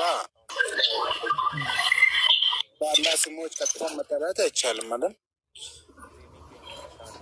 እሺ ጨርስ ጥያቄህን። የትኛውን ስም ለማለት ፈልገህ? ለምሳሌ ኢማሙ ማሊክ ተብለው ተጠርተዋል እና የነቢዩ አያት አብዱልሙጠሊብ ለምን በሰው ስም ባሪያ ተብለው በሰው ስም ባሪያ እንዴት ተባሉ? እስቲ ይህቺ ነገር ግልጽ አድርግልኝ። እሺ ማሊክ የሚለው አል የሚል እስካልገባበት ድረስ የአላህ ስም ነው ማለት አንችልም። አልማሊክ ተብሎ ነው ሊጠራ የማይችለው እንጂ ማሊክ ተብሎ ሊጠራ ችግር የለውም። ይህ በሰሃቦችም ዘመን የነበረ አነስ ብን ማሊክ የማነው የተባለ ሰሃባ ነበረ። ከዛሊክ ልክ እንደ ኢማም ማሊክ ብን አነስ ከስሞቻቸው መካከል ማነው ከሰሃቦች መካከል አንዳቸው እርሳቸው ናቸው። ችግር የለውም። ለምን ከተባለ አል የሚለው ታሪፍ እስካልገባበት ድረስ የአላህ ስም ነው ማለት አንችልም። አላህ ስብሐነ ወተዓላ አልማሊክ ከስሞች አላህ። ሌላኛው አብዱልሙጠሊብ ይህ ችግር እንደሌለው ዑለሞች ተናግረዋል። ዑለሞች የተናገሩበት ቦታ ለአብዱልሙጠሊብ የሚለው በዚህ አካባቢ የተለመደ ስሞች ስለሆነ አይ ነቢ ሰለላሁ ዐለይሂ ወሰለም ሐዲስ ላይ አነ ነቢይ ላ ከዚብ አነ ብን አብዱልሙጠሊብ እያሉ ይጠሩ ነበር። እኔ አብዱልሙጠሊብ ልጅ ነኝ ይላሉ። እሺ እና እስቲ ስለ አስሀበል ካፎች እስቲ ትንሽ ነገር በልልኝ። አስሓበል ካፍ የዋሻው ጓዶች ወይንም የዋሻው ባለቤቶች አላህ ስብሓነ ወተዓላ በቁርአን ላይ ከሰየማቸው ምዕራፎች መካከል አንደኛው የዋሻው ሰዎች የሚል ነው። የዋሻው ሰዎች እነማን ናቸው? ምንስ ናቸው? ምን ያክልስ ናቸው? ለምንድን አላህ ስብሓነ ወተዓላ በቁርአን ላይ ታሪካቸውን የገለጻቸው? አላህ በቁርአን ላይ ሲጀምር ገና ምን አለ ስለነሱ? አም ሐሲብተ አነ አስሓብ ልካህፊ ወረቂም ካኑ ሚን አያቲና ዐጀባ ይላል። የዋሻው ባለቤቶች በጣም ከአስደናቂ ተአምራቶች መካከል ናቸው እያለ ይገልጻቸዋል። እነዚህ አካሎች ካኑ ሚን አትባዕ ዒሳ ዐለይሂ ሰላም ከዒሳ ዐለይሂ ሰላም ትክክለኛ ተከታዮች ነበሩ። በታቸዋል የዒሳ ዐለይሂ ሰላም ትክክለኛ ተከታዮች ነበሩ። በዘመናቸው በእምነታቸው በአንዱ አምላክ በአላህ ስብሓነ ወተዓላ ላይ ባለማጋራታቸው ምክንያት በእምነታቸው በጊዜው የነበረው ንጉሥ ፈተናቸው። ሮማውያኖች የዛኔ በጣም በርካታ ሀገራቶችን ተቆጣጥሯቸው ነበር። ታቸዋል የዛኔ እነዚህ አካሎች ከአንዱ አምላክ ከአላህ ስብሓነ ወተዓላ ፈቀቅ ሊያደርጓቸው ሞከሩ። እነዚህ ልጆች ግን ወጣት ልጆች ናቸው። በእምነታቸው ጸኑ። إذ أوى الفتية إلى الكهف فقالوا ربنا آتنا من لدنك رحمة وهيئ لنا من أمرنا رشدا فضربنا على آذانهم في الكهف سنين عددا ثم بعثناهم لنعلم أي الحزبين أحصى لما لبثوا أمدا يالينا كلام. إذ أوى الفتية إلى الكهف ታሪኩ ልንገራቸውና ቁርአን እናነባዋለን እንተረጉመዋለን። ከዛ እነዚህ አካሎች በእምነታቸው ምክንያት ተፈተኑ። በህዝብ ፊት ቆመው ከአንዱ አምላክ ከአላህ በስተቀር ሌላ ማንም በእውነት የሚመለክ አምላክ የለም ብለው በጋር ተናገሩ። በጊዜውም የነበረው ንጉስ በእነዚህ ላይ አወጀባቸው እንዲያዙና እንዲገደሉ። ከዚያ በኋላ እነዚህ ወጣቶች ከእምነታቸው የማይመለሱ ከሆነ ወደ ግድያ እንደሚሄዱ ሲያውቁ ጊዜ እምነታቸውን ይዘው ጥለው ሸሹ። በአቅራቢያቸው ወደሚገኝ ዋሻ ውስጥ ገቡ። በዚያ ዋሻ ውስጥ ገቡ። አላህ ስብሐነሁ ወተዓላ እነዚህን አካሎች ጠበቃቸው በሚገርም ተአምራዊ አጠባበቅ። የአላህን ድንቅ ስራ ተመልከቱ። እነዚህ ዋሻ ውስጥ ገቡ። አንድ ውሻ አብሮ ተከትሏቸው ነበር። ያን ውሻ አላህ ስብሐነሁ ወተዓላ ዋሻ ውስጥ እንዲገባ አልፈቀደለት። በሩ ላይ ቁጭ ብሎ ልክ ወደ ፊት ዙሯል፣ እነሱን ይጠብቅ ዘንድ ማለት ነው። እዚያው ቁሟል። ለምንድን ነው አላህ ስብሐነሁ ወተዓላ ውስጥ ላይ እንዳይገባ ያልፈቀደለት? ውሻው ግን እንዳለ ነው። ተመልከቱ። ሳይበሰብስ ምን ሳይል ቁጭ አለ። ለምን ያክል ጊዜ? ለ309 ዓመት ያክል ቆዩ። ገብተው ዋሻው ውስጥ እንቅልፋቸውን ብቻ ነው አላህ እንቅልፍ ብቻ ለቀቀባቸው። ለ309 ዓመት ወለቢቱ ፊ ከህፊሂም 300 ሲኒነ ወዝዳዱ 9 በዋሻው ውስጥ 300 ዓመት ቆዩ፣ 9ንም ጨመሩ ይላል። 309 ዓመት ቆዩ። እንቅልፍ ነው የተለቀቀባቸው። ያ ጀማ ለምንድን ነው ውሻው ውስጥ እንዳይገባ የተደረገው ከተባለ ምክንያቱም አላህ መላእክቶችን ሊልክላቸው ነው። ለምን? ለነዚህ ለዋሻው ባለቤቶች ውስጥ ላይ ገብተው መላእክቶቹ ወደ ቀኝና ወደ ግራ እንዲያገላብጧቸው። ገብታችኋል አይደለ? ወንቀልቡሁም ዛተ ልየሚን ወዛተ ሽማል አለ። ወደ ቀኝና ወደ ግራም አገላብጣቸዋለሁኝ አላምላክ አላህ። ያ ማለት ሰውነታቸው በአንድ ቀኝ ጎን ብቻ ቢታዩ ይጎዳል አይደለ? ያ እንዳይሆንባቸው አላህ ስብሐነሁ ወተዓላ መላእክቶችን ልኮ ወደ ቀኝ ወደ ግራ ያገላብጧቸው ነበር። ገብታችኋል?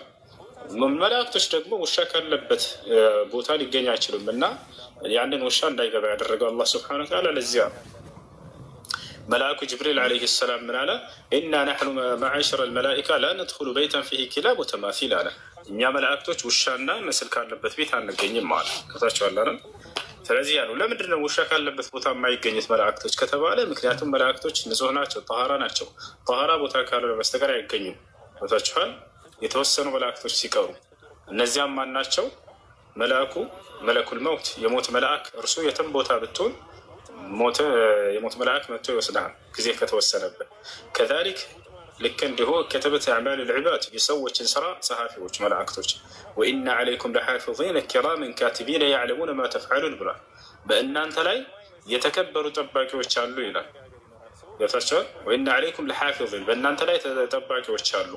ኪራምን ካቲቢን የተከበሩ የሆኑ መላእክቶች ጸሐፊዎች እያለ ገለጻቸው። ያዕለሙነ ማ ተፍዓሉን የምትሰሩትን ሁሉ ስራ ያውቃለዋል። እነዚህ አይለያቸው። መላኢከቱ ረሕማ የእዝነት መላእክት ግን እነዚያ እንዲህ አይነት ነጃሳ ቦታ ላይ አይገኙም። እነሱ ብቻ ካስ ናቸው።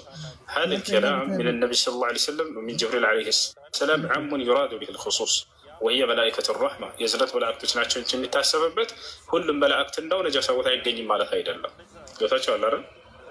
ያ ነው እና እየገቡ እዛ ያገላብጧቸው ነበር መላእክቶቹ። ወንቀልቡሁም ዛተ ልየሚን ወዛተ ሽማል እነዚህ ለ309 ዓመት ማንም ጠላት ወደዚያ እዛ እንዳሉ አውቀዋል ንጉሶቹ የሀገሪቱና ሰራዊቶቻቸው። ገብታችኋል አይደለ? እዛ እንዳሉ ያውቃሉ። ነገር ግን ሄደው ማውጣት አልቻሉም። እነዚያን የዋሻ ሰዎች ልክ ሲቀርቡ ጊዜ አላህ ስብሐነሁ ወተዓላ በልባቸው ውስጥ ማንም ጠላት መጥቶ ጫፋቸው እንዳይነካ ሽብርን ይጥልባቸው ነበር፣ ይፈሩ ነበር። ለው ጠለዕተ ዐለይህም ይላል ሙሐመድ ሆይ የዛኔ ብቅ ብትል ኑሮ ለወለይተ ሚንሁም ፊራራን የምትሸሽ ሆነህ ጀርባህን ሰጥተህ በሮጥክ ነበር ይላል። ወለሙሊእተ ሚንሁም ሩዕባ ከእነርሱ ልብህ በሽብር በተሞላች ነበር ይላል። ማንም ጠላት መጥቶ እነሱን ለመያዝ የተፈርቶ የተሸበረ ሆኖ ጀርባውን ሰጥቶ የሚሮጥ ቢሆን እንጂ በሰላም አይቆማትም ነበር እዛ። ይህን ሁሉ አላህ ስብሐነሁ ወተዓላ ያደረገው ለእነርሱ እንክብካቤ ነው። ምክንያቱም መሲሁን በትክክለኛው መንገድ የተከተሉ መልካም የአላህ ባሪያዎች ነበሩ። እነዛ ልጆች ምን ያክል ናቸው ወደሚለው እንምጣ። በደንብ አስተውላችሁ ከሆነ ቁርአን ላይ ምን ያክል እንደሆነ የሚያውቃለ እናም በባንከስ سيقولون ثلاثة رابعهم كلبهم سيقولون ይላሉም ማለት ثلاثة ሶስት ናቸው رابعهم كلبهم አራተኛው ውሻቸው ነው ይላሉ። አይሁዶች መጥተው ነብዩ ሰለላሁ ዐለይሂ ወሰለምን ምን ያክል ናቸው ብለው ጠይቀው ነው ነብይ ካልሆነ በስተቀር የነዛን ታሪክ ማንም ሊያውቅ የሚችል የለም ብለው መጥተው ነብዩ ሰለላሁ ዐለይሂ ወሰለም የነብይነታቸው ማረጋገጫ ይሆን ዘንድ አላህ ይሄን እውቀት ሰጣቸው። የነዚህን ታሪክ አላህ በየትኛው መጽሐፍ ላይ አላወረደም፣ ግን በተውፊት ያውቋቸው ነበር አይሁዶች የሚደንቁ ተአምራዊ ህዝቦች እንደሆኑ። ሙሐመድ ነብይ ከሆነ ያለምንም ጥርጥር የነዛን ታሪክ ይነግረናል ብለው መጥተው ጠየቋቸው። ያቀረቡላቸውንም ቻሌንጅ መለሱላቸው። አያቸው አይደል? ነብዩ ሰለላሁ ዐለይሂ ወሰለም ስለነዛ ታሪክ ነገሯቸው። ሰየቁሉን ትኩረታቸው አይሁዶች ግን ሞኝነታቸው ምኑ ላይ ነበረ? ቁጥራቸው ምን ያክል ነው የሚል ነው። ተመልከቱ። አላህ ግን ትኩረት እንዲያደርጉ የፈለገው ምኑ ላይ ነው? በእነዚያ ላይ ያደረገውን ድንቅ ስራና ተአምራቱን ነበረ። ሰየቁሉነ ሰላሰቱ ራቢዑሁም ከልብሁም አለ አምላካችን አላህ ይላሉም አለ ሶስት ናቸው እነዚያ ዋሻ ሰዎች፣ አራተኛው ጋር ውሻቸው ጋር አራተኛ ናቸው ይላሉ። ወየቁሉነ ከምሰቱን ሳዲሱሁም ከልብሁም ረጅመን ቢልገይብ ወየቁሉነ ይላሉ ከምሰቱን አምስት ናቸው፣ ሳዲሱሁም ከልብሁም ስድስተኛቸው ደግሞ ውሻቸው ነው ይላሉ። ረጅመን ቢልገይብ የሩቅ ነገርን በመገመት እያለ ተናገረ። አሁን እዚህ ቦታ ላይ ይሄን አላህ ስብሐነሁ ወተዓላ በግምት እየተናገሩ እያለ አወገዘው። ይሄን ንግግራቸውን በደንብ አስተውሉ፣ ስንት እንደሆነ እንድታውቁ። ምክንያቱም እንደሚታወቁ መጨረሻ ላይ ላ ያዕለሙሁም ኢላ ቀሊል ብሏል አላህ አይደለ? ጥቂት አካል ካልሆነ በስተቀር አያውቃቸውም ብሏል አይደለ? ስለዚህ ጥቂት ከተባሉት መካከል አብዱላህ ብኑ አባስ ሲናገር ወአነ ሚነል ቀሊል አለ፣ እኔ ከነዛ ጥቂት ከተባሉት መካከል ላይ ያውቃለሁኝ እያለ ይናገራል። ታዲያ እንዴት ነው ሊያውቅ የቻለ አብዱላህ ብኑ አባስ? አያውን በደንብ አድርጋቸው ተደብር እንድታደርጉት ላሳያችሁ። አላህ ስብሐነሁ ወተዓላ ሶስት ናቸው አራተኛቸው ውሻቸው ነው ያለውንና አምስት ናቸው ስድስተኛቸው ውሻቸው ነው ያለውን ይሄን ንግግራቸውን አወገዘው። ረጅመን ብልገይብ ብሎ ገለጸው። ከዚያ በኋላ ያለውንስ ላ ይሄንን በጥርጣሬ መልክ አላደረገውም። ቀጣዩ ሰየቁሉነ ሰላሰቱ ራቢዑሁም ከልብሁም ወየቁሉነ ከምሰቱን ሳዲሱሁም ከልብሁም ረጅመን ብልገይብ ወየቁሉነ ሰብዐቱን ወሳሚኑሁም ከልብሁም ወየቁሉነ ሰብዐቱን ሰባት ናቸው ይላሉ፣ ስምንተኛቸው ደግሞ ውሻቸው ነው። ይሄንስ ጥርጣሬ ብሎ ገለጸው አላህ? ላ ቁል ረቢ አዕለሙ ቢዒደትህም ጌታዬ ስለ ቁጥራቸው አዋቂ ነው በላቸው።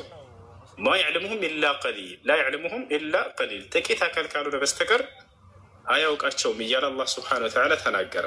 አያቸው አይደለ? ስለዚህ አብዱላህ ብኑ አባስ ወአነ ሚነል ቀሊል አለ፣ እኔ ከነዛ ጥቂት ከተባሉት ከሚያውቋቸው መካከል ነኝ ይላል። ስለዚህ ስንት ናቸው? ሰባት ናቸው፣ ስምንተኛቸው ውሻቸው ነው።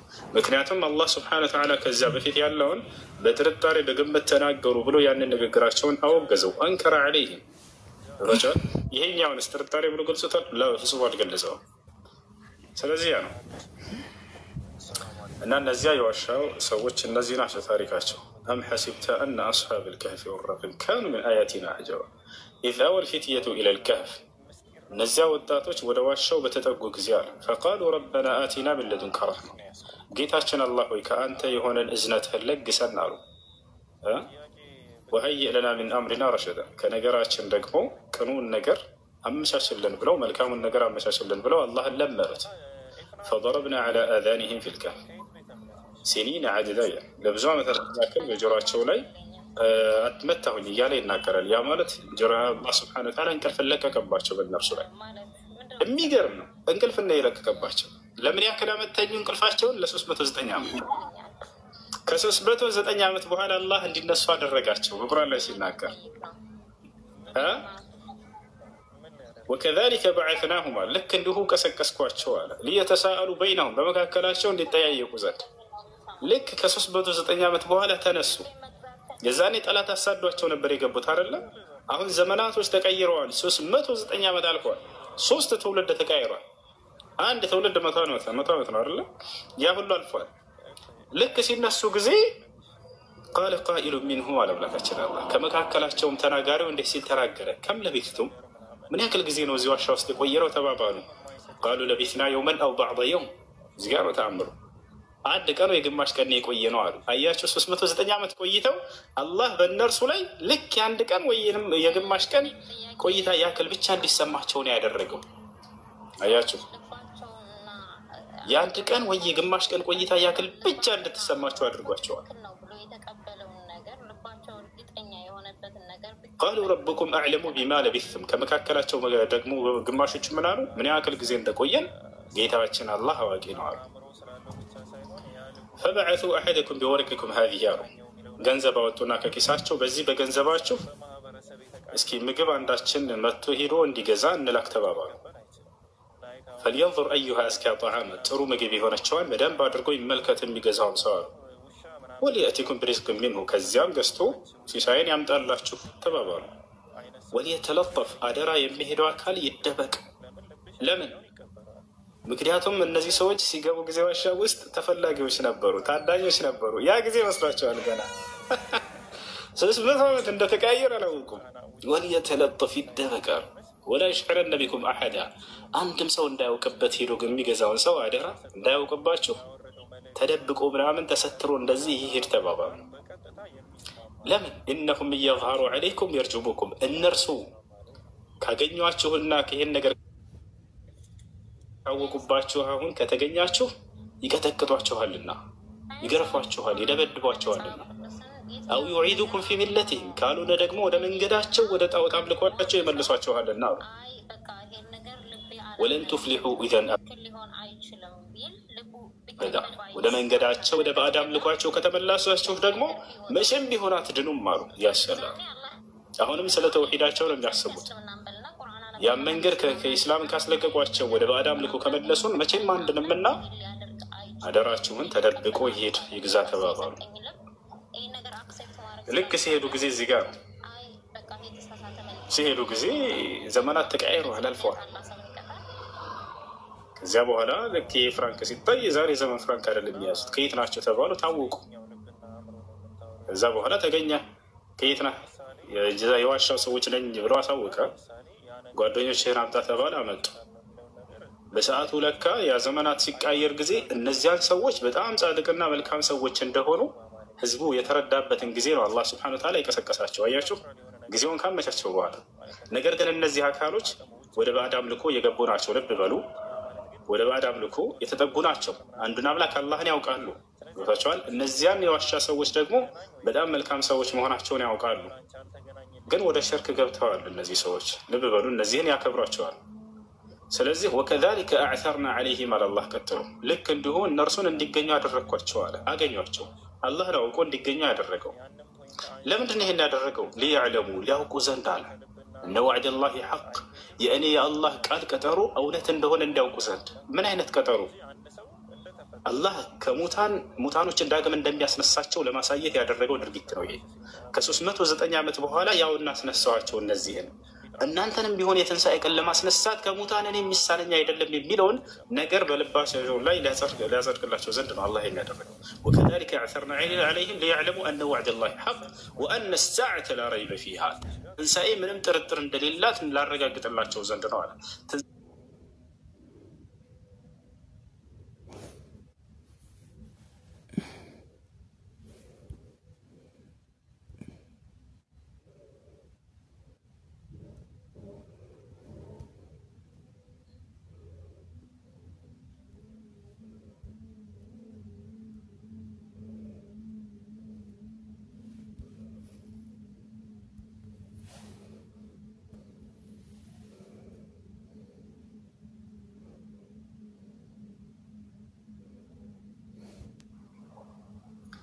እና ይህ ነው ጻድቆቻቸውን መልካሞቻቸውን እነሁም ኢዛ ማተ ፊሂም ረጁሉ ሷሊህ በነው ዐለይሂም መስጂደን እንዳሉት ነቢ ሰለላሁ ዐለይሂ ወሰለም ለዕነቱላሂ ዐለ ልየሁድ ወነሳራ እያሉ ይናገራሉ። እነርሱ ልጆቻቸው ያደረጉባቸው ጊዜ በእነርሱ ላይ ቤተ አምልኮን ይሰሩባቸዋል ብለው ተናገሩ። በኋላ የዒሳን መንገድ የበረዙ ሰዎች ናቸው እነዚያ ሰዎች። በእነዚህ ጻድቅ ናቸው ቅዱስ ናቸው በሚል ቤተ አምልኮ ሰሩባቸው። በዚያ ለነተኺዘና ዐለይሂም መስጂዳ እያለ ይናገራል። እንደ አጠቃላይ ይህ ነው የዋሻው ሰዎች ታሪክ። እጅግ በጣም አስደናቂ አካሎች ናቸው። ወተረ ሸምሰ ኢዛ ጠለዐት ተዛወሩ ዐን ከህፊሂም ይላል። ፀሐይ በምትወጣ ጊዜ እነርሱን እንዳታንጸባርቅላቸው አላህ የፀሐይን አቅጣጫ ሁሉ ይቀይርላቸው ነበር። የሚገርማቸው ذات اليمين وإذا غربت تقرضهم ذات الشمال وهم فجر ذلك من آيات الله الله ድንቅ ተአምራቶች ነው እያለ ይናገራል። እነዚህን መልካም ባሮች አላህ ወዷቸዋልና የፀሐይን አቅጣጫ ለእነሱ ሲል ይቀይርላቸው ነበር። በዋሻው በምታልፍ ጊዜ እንዳታንጸባርቃቸውና እንዳትጎዳቸው እያለ አያቸው። ፀሐይ አላህ ስብሐነ ወተዓላ ይቀይርላቸው ነበር አቅጣጫዋን።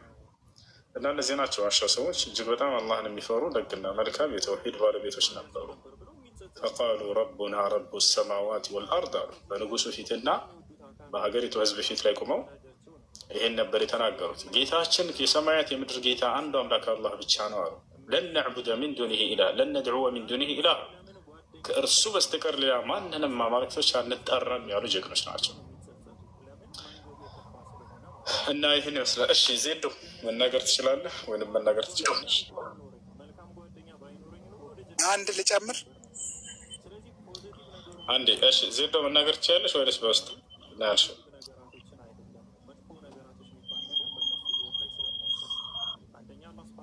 ይሰማል? እሺ ስለ አስሓቡል ጀነት ሰዎች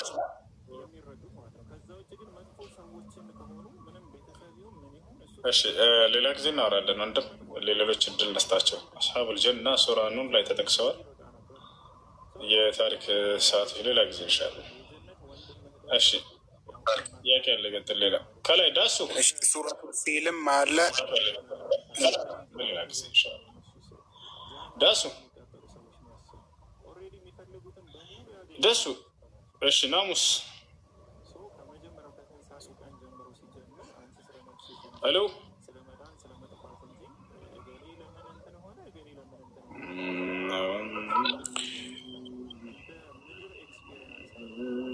በቃ ማያወሩ ከሆነ ስለ አስሓቡል ፊል እስቲ አንዳንድ ነገር እስቲ ኢንሻአላህ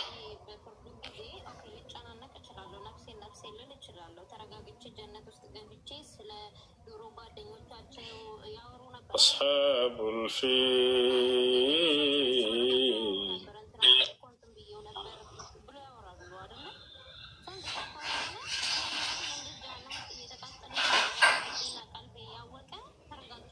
ስለ አስሓቡል ኡኽዱድም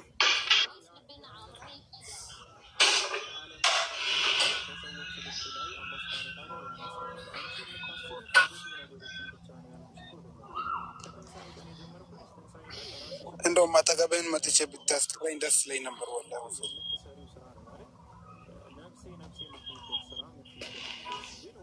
ወሱ ኢንሻአላህ ሁሴን እየሰማ ነው ወንድም። ቆይ እኔ አሁን ዱባይ ቢመጣ አንተን ማግኘት እችላለሁ? ኢንሻአላህ እንገናኛለን። ቆይ አንተን ማግኘት እችላለሁ ዱባይ ቢመጣ? ኢንሻአላህ። እሺ ናሙስ የወረች ጥያቄ ከሌለ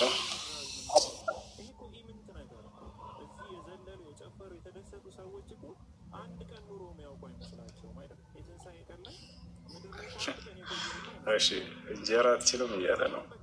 እንጀራ አትችልም እያለ ነው። ይሻላል።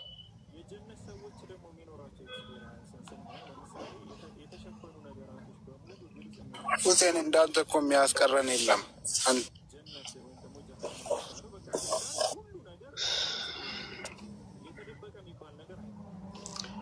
እሺ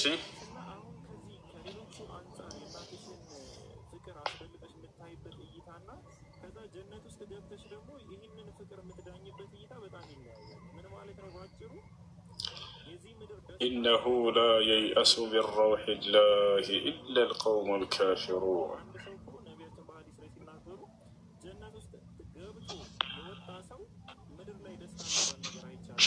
السلام عليكم. عليكم السلام ورحمة الله وبركاته. አንድ ጥያቄ ነበረኝ።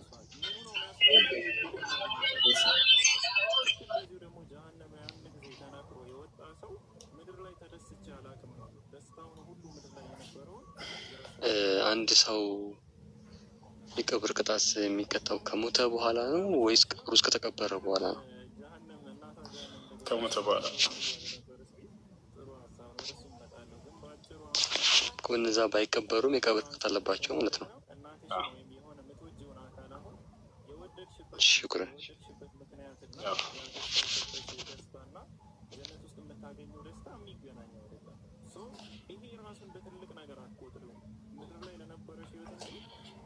እሺ እሱ ወንድሜ ነህ ተሻለህ ወይ? አዎ ተሽሎኛል አልሐምዱሊላህ። ሰላም አለይኩም። አለይኩም ሰላም ወራህመቱላሂ ወበረካቱ። እሱ እንዴት ነህ? ደህና ነኝ አልሐምዱሊላህ። እኔ የምልህ ውዶ ማድረግ እንዴት ልበልህ፣ እርጉዝ ነኝ እና ውዶ ሳደርግ እግሬ መታጠብ አልችልም። ዝም ብዬ በውሃ ነክቼ ነው የምሰደው። በደንብ እንደ በጥፍሮችሽ መካከል መግባቱን ለማረጋገጥ ያንን ጥንቃቄ አድርገሽ እንትን ማለት ውዱ ማድረግ እንደዛ ማለት። እሺ ወንድም አመሰግናለሁ።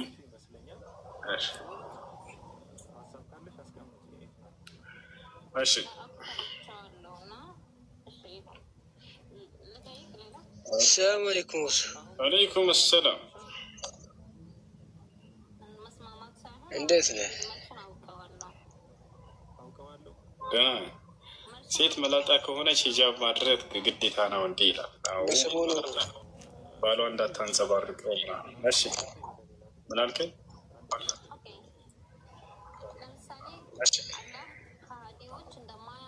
እንዴት ተሻለ? እንደ በሰሞኑ ትንሽ አይኔ ያመህ ነበር። እንዴት የተሻለ ነው አልሐምዱሊላህ። ፈጣሪ ያሻረል እና ያብሽር በርታ። ምንም ጥያቄ የለም። ዝም ብለህ ለመጠየቅ ብቻ ነው የገባሁት። ጀዛከላህ ኸይር። ሰላም እንዴት ነህ? ሰላም አማን ነው? ደህና ነው አለን አልሐምዱሊላህ። አላ እሺ መስለም ፈልጌ ነበረ። እሺ መስለም ፈልገሽ ነው? እሺ ስለ እስልምና ሰምተሻል ከዚህ በፊት አይደለም? አይ ብዙም ትምህርት የለኝም ባዘው። እሺ ባጭሩ ስለ ኢስላም ልንገርሽ እና ከዚያ በኋላ ያለን። እሺ እሺ ባጭሩ ኢስላም ብሎ ማለት አምላክ በነቢያት በኩል ለሰው ዘር ሁሉ የደነገገው ብቸኛው መለኮታዊ ሃይማኖት ነው። አምላክ አላህ ስብሐነ ወተዓላ ከመጀመሪያው ነቢይ ጀምሮ እስከ መጨረሻው ነቢይ ድረስ ነቢያትን ሁሉ ያዘዘበት ብቸኛው መለኮታዊ ሃይማኖት ነው። ይህ በቁርአን ላይ ሲናገር ምን ይላል? ሸረዐ ለኩም ሚነ ዲን ማ ወሳ ቢሂ ኑሐን ወለዚ አውሐይና ኢለይከ ወማ ወሰይና ቢሂ ኢብራሂመ ወሙሳ ወዒሳ ይላል። እነሆ ይህን እስልምናን ሃይማኖት ደነገግኩላችሁ ከእናንተ በፊት ለኖህ፣ ለአብርሃም፣ ለሙሴ፣ ለመሲሁ ደንግጌላቸው የነበረውን ሃይማኖት እያለ ይናገራል። ስለዚህ አንደኛ ደንጋጊው አምላክ አላህ ራሱ ነው። ሁለተኛ የደነገገው ለነቢያቶች ሁሉ ነው። ነቢያቶች ሁሉ በየዘመናቸው ይህን ኢስላምን ተከተሉ እያሉ ለትውልዶቻቸው ያስተምሩ ነበር። ለምሳሌ ያዕቁብን ብንወስድ ወያዕቁብ ያ በንየ ኢነላህ አስጠፋ ለኩም ዲን ፈላ ተሙቱና ኢላ ወአንቱም ሙስሊሙን ይላል። ያዕቁብ ምን አለ? ልጆቼ ሆይ እነሆ አምላካችሁ አላህ አንድ ሃይማኖት እስልምናን ብቻ መርጦላችኋል፣ አደራ ልጆቼ ሙስሊሞች ሆናቸው እንጂ አትሞቱ እያለ ይናገራል። የያዕቁብ ልጆች ሁላቸውም እኛ ሙስሊሞች ነን እያሉ እዚያው ላይ ቃል በቃል ይናገራሉ። አም ኩንቱም ሹሃዳ ኢዝ ሐደረ ያዕቁብ አልመውት ኢዝ ቃለ ሊበኒህ ማ ተዕቡዱን እስልምናን ብቻ ቃሉ ነዕቡዱ ኢላሀከ ወኢላሀ አባኢከ ኢብራሂም ወእስማዒል ወኢስሐቅ ኢላሀን ዋሒደን ወነሕኑ ለሁ ሙስሊሙን። ሁላቸውም የያዕቁብ ልጆች በአንድ እኛ ሙስሊሞች ነን እያሉ ይናገራሉ። ከእነሱ መካከል አንደኛው ዮሴፍ የተመረጠለት ልጁ ነበር። ዮሴፍ በግብፅ ሀገር ላይ ስልጣንንና ሹመትን ተሰጥቶ ነበር። እርሱም ራሱ ሙስሊም እንደነበር ቃል በቃል ሲናገር ምን ይላል? ተወፈኒ ሙስሊመን ወአልሕቅኒ ቢሷሊሒን፣ አደራ አምላኬ አላህ ሙስሊም አድርገህ ግደለኝ እያለ ይናገራል። ልክ እንዲሁ ሙሴ ሙስሊም ነበር። ልክ እንዲሁ ተከታዮች ሙስሊሞች ነበሩ። ማስረጃ ወኢዝ ቃለ ሙሳ ሊቀውሚሂ ኢንኩንቱም አመንቱም ቢላሂ ፈዐለይሂ ተወከሉ ኢንኩንቱም ሙስሊሚን። ሙሴ ለህዝቦቹ ሙስሊሞች እንደሆናችሁ በእርሱ በአላህ ላይ ብቻ ተመኩ እያለ አስተማራቸው ይላል። ህዝቦቹ ሙስሊሞች እንደነበሩ ሲናገሩ ረበና አፍሪግ ዐለይና ሰብረን ወተወፈና ሙስሊሚን፣ ጌታችን አላህ ሆይ ሙስሊሞች አድርገህ ግደለን ይሉ ነበር ይላል። አብርሃም ስለ አብርሃም ሱረቱ አል ዕምራን ምዕራፍ 3 ቁጥር 67 ላይ ምን ይላል? ማ ካነ ኢብራሂሙ የሁድያን ወላ ነስራንያን ወላኪን ካነ ሐኒፈን ሙስሊማ ወለም የኩን ሚነል ሙሽሪኪን ይላል። አብርሃም ሙስሊም ነበር እያለ ቃል በቃል ይናገራል። ኖህ ቃል በቃል እኔ ሙስሊም ነኝ እያለ ይናገራል። ወኡሚርቱ አን አኩነ ሚነል ሙስሊሚን አለ ኖህ፣ እኔ ከሙስሊሞች እንደሆን ታዘዝኩኝ አለ። አምላክ ያዘዘው ሙስሊም እንዲሆን ነበር። ይህ ነው የመሲሁ ሐዋርያቶች ቃል በቃል በሁለት ቦታ ላይ እኛ ሙስሊሞች ነን እያሉ ይናገራሉ። ሱረቱል ማኢዳ ምዕራፍ 5 ቁጥር 11 ላይ ወኢዝ አውሐይቱ ኢለል ሐዋርይን አን አሚኑ ቢ ወቢረሱሊ ቃሉ አመና ወሽሀድ ቢአንና ሙስሊሙን ይላል። ቃል በቃል ይላል ሐዋርያቶች እኛ ሙስሊሞች ነን አሉ ይላል።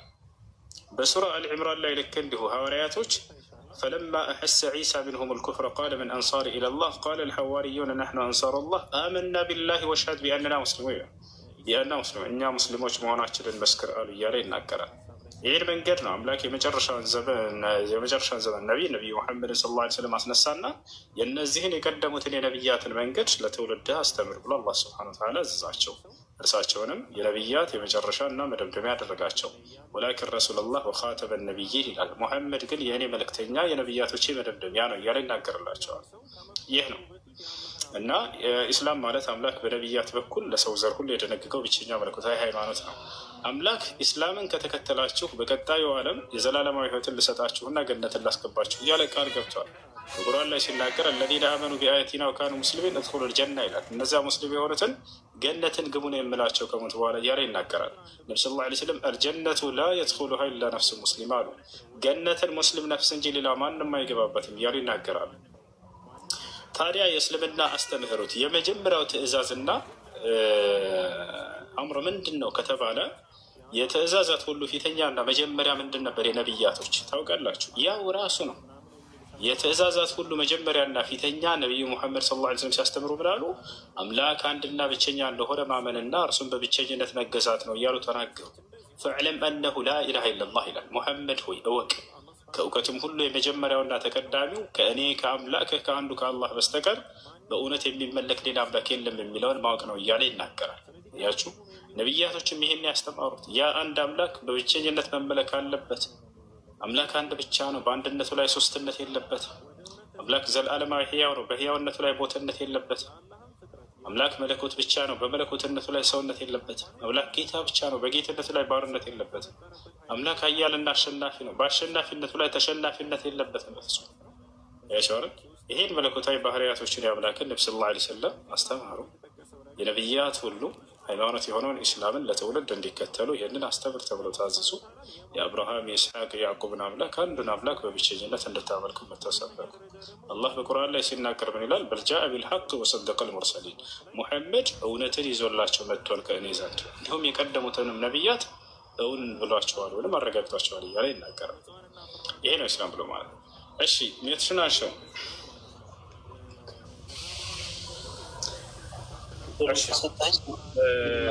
ሻሃዳ ለመያዝ ከኔ ጋር ዝግጁ ነሽ?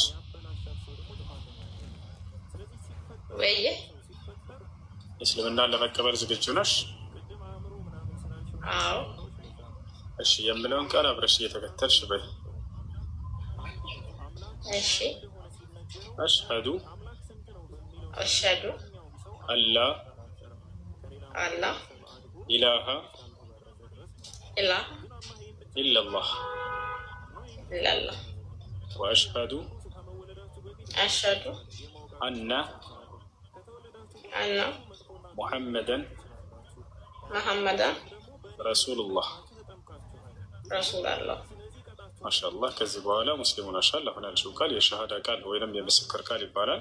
የእስልምና ሃይማኖት የመጀመሪያው ትእዛዝና መሰረት ነው። ትርጉሙ አሽሀዱ አን ላ ኢላሃ ኢለላህ ማለት እነሆ ከአንዱ አምላክ ከአላህ በስተቀር በእውነት የሚመለክ ሌላ አምላክ የለም ብዬ መሰክራለሁ ማለት ሲሆን፣ ወአሽሀዱ አነ ሙሐመድን ረሱሉላህ ማለት ደግሞ ሙሐመድም የአላህ መልእክተኛና ነቢይ ናቸው ብዬ መሰክራለሁ ማለት ነው።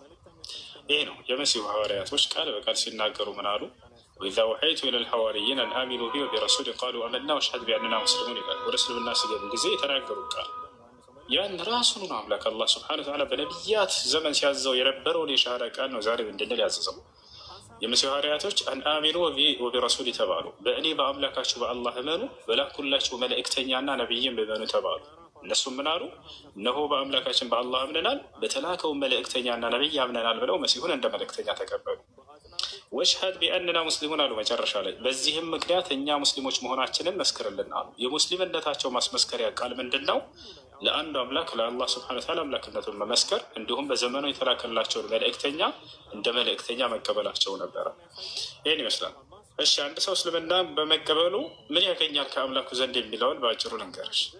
አንድ ሰው ከሰለመ በኋላ የሚያገኘው ምንድን ነው ከተባለ የመጀመሪያ የሚያገኘው የኃጢአትን ሁሉ ምህረትና ስርየት ነው።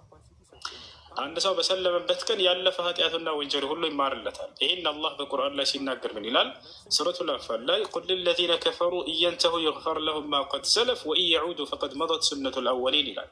ሙሐመድ ሆይ ለእነዚያ ለካዱት እንዲህ በላቸው፣ ከክህደታቸው ቢቆጠቡ ያለፈ ኃጢአታቸው ሁሉ ይማርላቸዋል ንገራቸው አለ። ይግፈር ለሁም ማ ቀድ ሰለፍ፣ ያለፈ ወንጀላቸው ሁሉ ይማርላቸዋል አለ።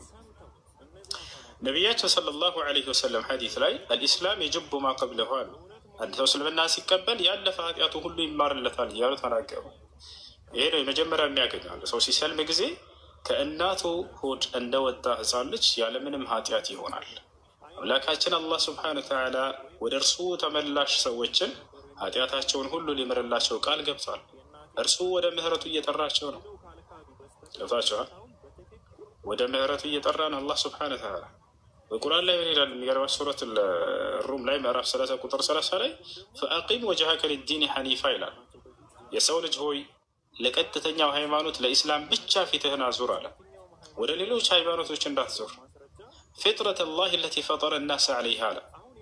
እኔ ሰዎችን ሁሉ ስፈጥራቸው ጊዜ የፈጠርኩባቸው የተፈጥሮ ሃይማኖታቸው ሲሆን ኢስላም አለ።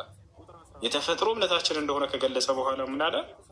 ላ ተብዲለ ሊኸልቂላህ፣ የእኔን የአላህ ፍጥረታቶችን እምነታቸውን መቀየር አይቻልም፣ እምነታቸውን አትቀይሩባቸው ይላል። እንደፈጠርኳቸው ተዋቸው። ዛሊከ ዲኑ ልቀይም፣ ይህ ነው ቀጥተኛው ሃይማኖት አለ። ወላኪን አክተር ናስ ላ ያዕለሙን፣ ነገር ግን አብዛኞቹ ሰዎች ይህን እውነት አያውቁም ካለ በኋላ ሙኒቢነ ኢለይህ ወተቁህ ወአቂሙ ሰላተ ወላ ተኩኑ ሚን አልሙሽሪኪን ሚን አለዚነ ፈረቁ ዲነሁም ወካኑ ሺዓ ኩሉ ሕዝብን ቢማ ለደይሂም ፈሪሑን አለ። ሙኒቢነ ኢለይህ፣ ወደ እኔ ተመላሾች ሁናችሁ ኑ እያለ ይጠራቸዋል ባሪያቸው። ወተቁሁ፣ እኔንም ብቻ ፍሩኝ። ወአቂሙ ሶላት፣ ስግደትንም ለእኔ ብቻ ስገዱ አለ። ወላ ተኩኑ ሚን አልሙሽሪኪን፣ በእኔ ላይ ከሚያጋሩት አትሁኑ አለ። ይታቻላል። ይሄን ይመስላል። እና አንድ ሰው እስልምናን በመቀበሉ በቀጣዩ ዓለምስ ምን ተስፋ አለው? የተሰጠው ተስፋ አለ ወይ ሲባል ጊዜ ያው አምላካችን አላህ ስብሐነ ወተዓላ እስልምናን ለተቀበሉ ሰዎች ቃል በቃል በቁርአን ላይ ከሞት በኋላ የዘላለማዊ ሕይወትን ሊሰጣቸው፣ ልክ እንዲሁ ደግሞ በዚያ ላይ ገነትን ሊያወርሳቸው ቃል ገብቷል። ይሄ በቁርአን ላይ ሲናገር ሱራ ሉቅማን ላይ ምን አለ? ኢነ ለዚነ አመኑ ወዐሚሉ ሷሊሓት ለሁም ጀናቱ ነዒም ኻሊዲነ ፊሃ ወዕደ ላሂ ሐቃ ወሁወ ልዐዚዙ ልሐኪም አለ። እነዚያ በእኔ አምነው መልካምን የሰሩ ሰዎች ለእነርሱ ገነት አለችላቸው አለ። በእርሷም ውስጥ ዘውታሪዎች ናቸው። የእኔ ቃልም እውነት ነው፣ እኔ አሸናፊና ጥበበኛ የሆንኩኝ አምላካችሁም ነኝ እያለ ይናገራል።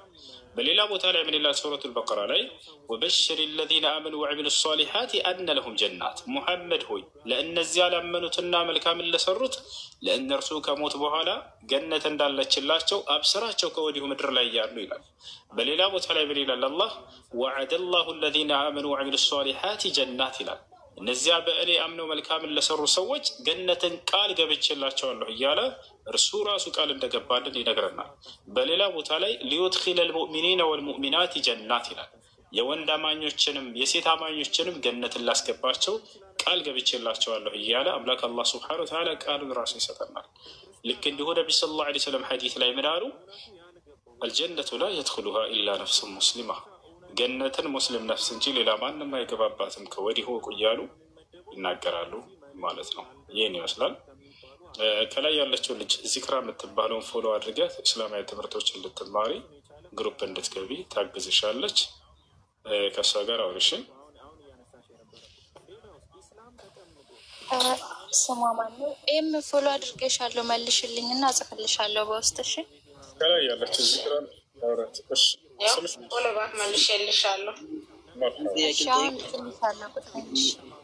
እሺ፣ ጥያቄ ምንድን ነው?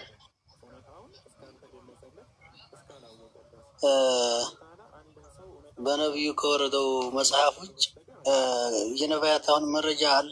አሁን መረጃ አላችሁ? ምንድን ነው ማረጋገጫው? እንግዲህ አምላክ ያለፉትን የነቢያቶችን ትምህርት ሁሉ በቁርአን ላይ ሰብስቦ ገልጾልናል። የሙሴ ትምህርት ምን እንደነበር፣ የመሲሁ ትምህርት ምን እንደነበር፣ የአብርሃም፣ የኢስሐቅ፣ የያዕቆብ ሁላችን ትምህርታቸው ምን እንደነበር የሁላቸውንም አምላክ አላህ ስብሐነሁ ወተዓላ ስብስብ አደረገና በአንድ መጽሐፍ ላይ ጥቅልል አድርጎ ገለጸልን። አምላክ ደግሞ ጊዜ ከዛ በፊት የነበረው ህዝብ የለም ምን የለም አለ እንጂ ከዚያ በፊት ነበሩ አማኞች። ታዲያ በምንድን ነው የሚመሩት? በምንድን ነበር የሚመሩት? በአምላክ ቃል። የአምላክ ቃል የወረደው በነቢዩ አይደለም? አምላክ ያንን ለቀደሙት ነቢያት ሲነግራቸው የነበረውን ትምህርት በመጨረሻው ዘመን ነቢይ ጥቅልል አድርጎ ነገራቸው። አብርሃምን ሲያስተምር እንደነበር የአባታችን ሙሴ መጽሐፍ ነበር። ሙሴ ጽፏን። አሁን ከነቢዩ በፊት እና አባታችን ሙሴ አሉ፣ እነ ዳውድ አሉ፣ እነ ሱሌማን። የእነሱ መጽሐፍ አለ። ለምሳሌ ማን የሰጠው? አሁን የእነሱ መጽሐፍ እሺ፣ ማን የሰጠው ለሙሴ መጽሐፍ? እግዚአብሔር ነው። ኦኬ፣ እግዚአብሔር ነው። ሙሴ 5 መጽሐፍ ጽፏል። ኦኬ፣ አንዴ አምላክ የሰጠውን መጽሐፍ። ስለዚህ ያንን ቃሉን ነበር ሲጽፍ የነበረው። ያን የሰጠው አምላክ ለሙሴ የሰጠው አምላክ ለነቢዩ ሙሐመድ ሰለላሁ ዐለይሂ ወሰለም ተገለጠና ከእርሱ በኋላ ለነብዩ ሰለላሁ ዐለይሂ ወሰለም ሙሴ ምን ሲያስተምር እንደነበር ነገራቸው። በዚህ በቁርአን ላይ ነፍ የሙሴን ትምህርት እሰጥሃለሁ ይፈለግ። እሺ፣ በዚህ እሺ እንስማ። ለነቢዩ ሰጠው እንበል። እሺ፣ ከዚያ በፊት አይሰማም? ድምፅ ይሰማል? ይሰማል። ተግባብተና ያሉትን መሰለህ። ለነቢዩ በፊት የነ ሙሳ መጽሐፍ፣ የነ ሙሴ መጽሐፍ፣ የሌሎችም ነቢያት መጽሐፍ፣ የነ ኢሳያስ መጽሐፍ። ታዲያ የሙስሊም ህዝብ እንዴት ነበረ? እሺ፣ ሙስሊም አለ እዚያ በፊት? በየዘመናቱ ከአዳም ጀምሮ ሙስሊሞች ነበሩ። እሱ ይሰማ ድምፄ? ይሰማል። ከአዳም ጀምሮ ሙስሊሞች ነበሩ። ነቢያቶችን ሙስሊሞች ናቸው። ሙስሊሞች እንደሆኑ ማስረጃ አምላክ ነገረን። አምላክ በሆነ ጊዜ ላይ ለአንድ እንዴት ማረጋገጥ ይቻላል? የመጣው ይሄ በነቢዩ ነው ወይ መጽሐፉ የወረደው? ይሄ ሁሉም የነ ሙሳ ከማን ነው የወረደው? ለነቢዩ በለው። ሙሳ የጻፉት እዚያ በፊት የጻፉት መጽሐፍ ነው ማለት ነው። ሙሳ የሰጠውን ያን ቃል ሰጪው አካል ለነቢዩ መሐመድ በእርሳቸው ጊዜ ተገለጠና ለሙሴ የተገለጥኩት አምላክ ነኝ እያለ ለእርሳቸው ደግሞ ያንን ገለጠላቸው። ለምሳሌ አንተን ልጠይቅህ፣ ይሰማሃል? ሙሴ መጽሐፍ ጽፏል አይደለ? የማርያም ደግሞ ተጻፈ እያልከኝ ነው? ደግሞ ተጻፈ እያልከኝ ነው? ምንድን ነው? አምላክ ለሙሴ ገልጦለት የነበረውን ቃል 5 መጽሐፍ ጽፏል። ለነቢ ሰለላሁ ዐለይሂ ወሰለም ደግሞ ያንን ገለጠላቸው። ልክ ለምሳሌ ከሙሴ በኋላ የሚመጡ ነቢያት አሉ አይደለ? ለእነዚያ ይገልጥላቸዋል ስለ ሙሴ። ገብቶሃል አይደለ? መሲሁ ያስተምራል። ከመሲሁ በፊት የነበረውን የሙሴን ትምህርት ይገልጥለታል። ከመሲሁ በሙሴና በመሲሁ መካከል ሌሎች ነቢያት ይኖራሉ። ለእነሱ ደግሞ ይገልጥላቸዋል በየጊዜያቸው። ነቢዩ ሙሐመድን ሰለላሁ ዐለይሂ ወሰለምን ተገለጠላቸው እና አምላክ አላህ ሱብሓነሁ ወተዓላ ለአብርሃም፣ ለኢስሐቅ፣ ለያዕቆብ፣ ለነ ሙሴ ሲገለጥ የነበረው አምላክ ለእርሳቸው ገለጠላቸው። ይህን ማስረጃ ሲናገር ምን ይላል አላህ ራሱ? ኢና አውሐይና ኢለይከ ከማ አውሐይና ኢላ ኑሕን ወነቢይነ ሚን ባዕዲህ ወአውሐይና ኢላ ኢብራሂመ ወኢስማዒለ ወኢስሐቀ ወአዩበ ወዩኑሰ ወሃሩነ ወሱለይማነ ወአተይና ዳውደ ዘቡራ። ሙሐመድ ሆይ እኔ ለአብርሃም፣ ለኢስሐቅ፣ ለያዕቆብ ይገባኛል። ተረጋጋ እንጂ ቀስ በል። እኔ ለአብርሃም፣ ለኢስሐቅ ረበ ፈጣሪ ለምን ትረብሻለህ? አዳምጥ እንጂ በልስ። ምን አልረበሽኩም። እኔ የረበሽኩ አይደለም። በስርዓት ነው የጠየቅኩ ያለሁት። ለማወዛገብ መሞክር ሳይሆን እኔ እያልኩ ያለሁት ሀሳቤን ተረዳኝ። በደንብ ነው ተረዳ። ወዴት ለመሄድ አሁን የምትዘረዝርልኝ እኮ ከቁርአን ያገኘውን ነው። አይዋ፣ ስለዚህ አንተ የትም አልሄድም። እኔ እኮ አዳምጥ፣ እሺ አዳምጥ። ከዚያ በፊት ያለ መረጃ ስጠኝ ነው እያልኩ ያለሁት። ኦኬ፣ አንተ ሙሴን አብርሃምን ታውቀዋለህ? አብርሃም ታውቀዋለህ? እንዴት አላውቀውም? አውቃለሁ እንጂ። በጣም ጥሩ። በአብርሃም ጊዜ ከነበረ መጽሐፍ ስለ አብርሃም የሚናገር አንድ መጽሐፍ አምጣ። የሙሴን አልቀበለም። ያስኬዳል እንደዚህ? አብርሃምን በማን በኩል ያወቅኸው አንተ? ለምን አብርሃምን በማን በኩል ነው ያወቀው? መልስ። በሙሴ። ስለዚህ ከሙሴ መጽሐፍ አልቀበልህም። ከዛ ሙሴ ነው መጽሐፉን የጻፈው ኖ ሙሴ ከአብርሃም በኋላ እኮ ነው የመጣው የጌታ ሰው። እንደሱ ይሻላል። እንዲህ አይነት አካሄድ ኖ እንደዚያማ አይደለም። ጥያቄን በጥያቄ ሳይሆን ጥያቄን በጥያቄ አይደለም። ኖ ያንተ የራስህ የመጣበትን አካሄድ ነው የሚሄድልህ። ሙሴ እንዴት ስለ አብርሃም ሊያውቅ ኖ አይደለም። ሙሴ እንዴት ስለ አብርሃም ሊያውቅ ቻለ? እንደዚህ አይደለም። ምን እያልኩ አለሁት? ሙሴ ተረጋጋ። ሙሴ ስለ አታቋርጥ እንጂ አትረብሽ። ሙሴ ስለ አብርሃም እንዴት ሊያውቅ ቻለ? ሎጂክ ነው እየሄዳለሁ። ኖ ሎጂክ አይደለም፣ ይሄ ፋክት እንጂ። በቃ ጥሩ፣ እንደሱ ከሆነ መልሰው። በጣም ጥሩ። ምን እያልኩ አለሁት አሁን? ሙሴ በመጽሐፉ ላይ ስለ አብርሃም በዚህ ልስማማሽ። ቆይ አዳምጥ እንጂ ረጋ በል። ጥያቄን መለስ። ሙሴ ስለ አብርሃም እንዴት ሊጽፍ ቻለ? መልስ። እኔ ጠየቅኩ ማለት እየጠየቅኩ እኮ ነው። እንዴት ትጠይቀኛለህ? እኔ መለስኩልህ። እሷ መጀመሪያ ጠይቄ አይደል? እሷን ታማማር ለመልስ። አንተ ሙሴ ስለ አብርሃም እንዴት ሊጽፍ ቻለ? መልስ። ከእግዚአብሔር ነው፣ ተሰጥቶት ነው። አይ አይደለ ነቢይ ሙሐመድ ሰለላሁ ዐለይሂ ወሰለም ስላለፉት ነቢያት የጻፉት ከአምላክ ተነግሯቸው ነው። ያው ራሱ መልስን አገኘኸው። እሺ ለምን ተደግሞ ተጻፈ? እሺ ለምን ተደግሞ ተጻፈ? ስለዚህ ኢየሱስ ክርስቶስ እንዴት ደግሞ እንደገና ስለቀደሙት ነቢያት ስለ አብርሃም ለምን ጻፈ? ሙሴ ጽፎ የለም እንደ እንዲህ አይነት አካሄድ ባይደኮ ነው። ሎጂክ ነው እየሄድክ ያለው። አምላክ ስላለፉት ለሚመጡት ነቢያቶች በተደጋጋሚ ሊተረክላቸው ይችላል። ቆይ ይሄ ነው ኢየሱስ ክርስቶስ ለምሳሌ ስለ አብርሃም ተናግሯል አልተናገረም? ተናግሯል። ሙሴ አንዴ ጽፎ የለ እንዴ? ለምን ነገር አስፈለገ? መልስ። እንደዚህ ብለው ነበር እያለ እኮ ነው። እንደዚህ ነቢያቶች መጀመሪያ ስለ ኢየሱስ ክርስቶስ ተነግረዋል እንደሚወለድ ምንድን ነው እና አብርሃም እንዲህ ብለው ነበር እያለ ነው የሚናገረው። የሚገርመው ቃል በቃል ልንገርህ ወላሂ ወኢዝ ቃለ ኢብራሂም ወኢዝ ቃለ ሙሳ ወኢዝ ቃለ ዒሳ። ያው አብርሃም እንዲህ ባለ ጊዜ ሙሴ እንዲህ ባለ ጊዜ እያለ የእነሱን ቃል ነው ልክ አንተ ባልከው መሰረት ቁርአንም እየተናገረ ያለው።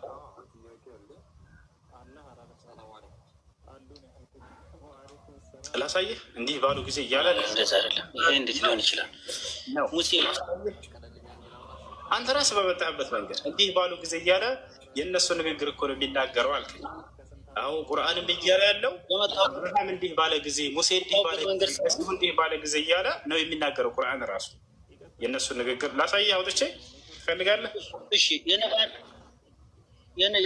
የዳውድ መጽሐፍ የሙሴ መጽሐፍ ነበራችሁ? አሁን እናንተ ከመሐመድ በፊት ነበራችሁ መጽሐፉ?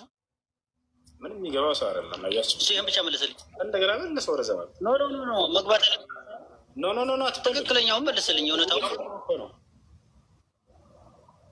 እኮ እያልኩ ያለሁት አሁን ለምሳሌ ከነብዩ በፊት መጽሐፍ ነበራችሁ ወይ ነው? እኔ እንደገና ተመልሶ ወደ ዘመን እንደገና ተመልሶ ላለመመለስ ፈልገህ ከሆነ አልችልም ነው እንጂ ተመለሰልህ እኮ። እኔ ሙሴ እንዴት ሊያውቅ ቻለ ስለ አብርሃም ስልህ እግዚአብሔር ገልጦለት አልክ። ነቢዩ ሙሐመድ ሰለላሁ ዐለይሂ ወሰለም ስለቀደሙት ነቢያት ሊያውቁ የቻሉት አላህ ስብሐነሁ ወተዓላ ገልጦላቸው እንደገለጠላቸው የቀደሙት ነቢያትን። ቆይ ተረጋጋ። ለቀደሙት ነቢያት የገለጥኩት አምላክ እኔ ራሴ አምላክ ነኝ ያ አምላክ ነኝ እያለ የተናገረበትን ቦታ ልስጥህ። አንተ ግን ልታመጣ አትችልም። ከገዛ መጽሐፍ የምጠይቅህ የምትሰጠኝ እኮ ከቁርአን ነው። አንተ የምትሰጠኝ አሁን የምትሰጠኝ ከቁርአን ነው። እኔ ከቁርአን የምመልሰውን አንተ ከመጽሐፍ ቅዱስ አትመልሰውም። እስኪ ለሙሴ ለምሳሌ አንድ ነቢይ ልጥቀስልህና ለዚያን ለነቢይ የገለጠለት ለቀደሙት ነቢያት የገለጠ አምላክ እንደሆነ የተናገረበትን አንተ ለምሳሌ ከነቢያቶች መካከል መጽሐፍ ቅዱስ ላይ ሀጌ የሚባል ነቢይ ታውቃለህ? አውቃለሁ እንጂ ለዚያ ነቢይ የተገለጠለት የቀደሙት ነቢያት የአብርሃም የይስሐቅ የያዕቆብ አምላክ እንደሆነ ማስረጃ ምንድን ነው?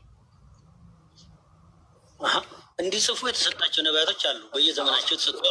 አውጣና ከፍተህ አሳየን። ያ ነቢይ ራሱ መጽሐፍ ትንቢት ተናግሯል። በዚያ መጽሐፉ ላይ የተናገረበት መጀመሪያ ጥያቄ መልስ። እንዴት ጥያቄ አውጣና አሳይ። እኔ ላሳይህ ነው። ለነቢዩ መሐመድ የተገለጠው አምላክ የአብርሃም የይስሐቅ የያዕቆብ አምላክ እንደሆነ ቃል በቃል እኔ ላሳይህ ነው። አንተም ከመጽሐፍህ ለእነዚህ መጽሐፍ ቅዱስ ላይ ነቢያት የተገለጠላቸው አምላክ የአብርሃም የይስሐቅ የያዕቆብ አምላክ እንደሆነ አሳይና። ያላ ይኸውልህ አይደል ጥያቄን መልስ እንጂ እንዴት ክፈት ልጠይቅህ እኮ ገባህ። በቃ ስለዚህ ያያቸው አይደለ ምንም አይነት ወላሂ ላዚም እነሱ የሚመጡበትን መንገድ ተከትዬ ሲሄድላቸው ጊዜ የትም የማይት ለማወዛገብ ነው እየሞከርክ ያለው። እኔ እየጠየቅኩህ ያለሁት አሁን ማወዛገብ አይደለም። እኔ እየጠየቅኩህ ያለሁት አሁን ከነብዩ በፊት ሁሉም ነቢያት ሙስሊም ናቸው ነው የምትሉት። ከነብዩ በፊት ምንድን ነው ማስረጃችሁ? አንተ አሁን እሺ የአንድ ነቢያት ማስረጃ ስጠኝ ብልህ ከቁርአን ገብተህ ነው የምትሰጠኝ። ከዚያ በፊት መጽሐፍ የላችሁም ነው እኔ እያልኩ ያለሁት። አላችሁ ለመጨረሻ ጊዜ እንትን ልበለህ፣ እሺ አንድ ነቢይ ስላለፉት ነቢያቶች አምላክ መለኮታዊ ቃልን ይገልጥለታል አይገልጥለትም?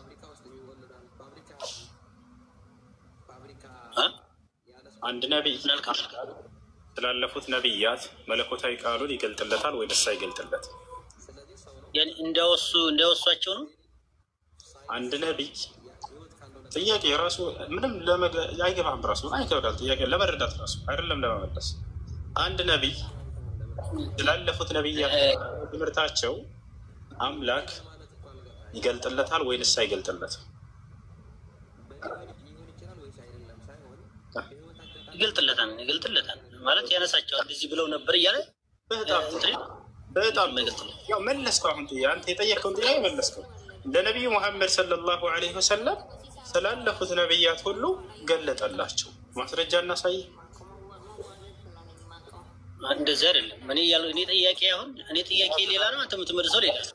ወላሂ ያለው ሌላ ነው። ወለሰለ እሺ እኔ አሁን በማረጋግጥበት መንገድ አንተ ከመጽሐፍህ ከሌላ መጽሐፍ አልጠይቅህም፣ ከመጽሐፍህ ማረጋገጥ ትችላለህ? ምን እንዴት አድርገን ማረጋገጥ? በጣም ጥሩ። ለምሳሌ አንድ ነቢይ ይጠቅስልህና ለዚያ ለነቢይ ስላለፉት ነቢያቶች ገልጦለት እንደሆነ ማስረጃ አልጠይቅህም። ትችላለህ? ከመጽሐፍ ከሌላ መጽሐፍ አልጠይቅህም። ጥያቄን መልስና መልስልሃለሁ። ጥያቄን መጀመሪያ መልስ። ልክ የማይወጣበት እንትን ሳስገባው ጊዜ ጥያቄ መልስ እያለ ይጮሃል። አያችሁት አይደል? የማይወጣበት እንትን ውስጥ ካስገባው በኋላ በራሱ በመጣበት ሎጂክ ማለት ነው። አያችሁት? በፍጹም ከሙስሊም ፊት ወላሂ መስራት አትችሉም። ሙስሊም ፊት እንደዚህ መስራት አትችሉም። ገብታችኋል? በእነሱ ቤት የሆነ በቃ ከእምነት ውጭ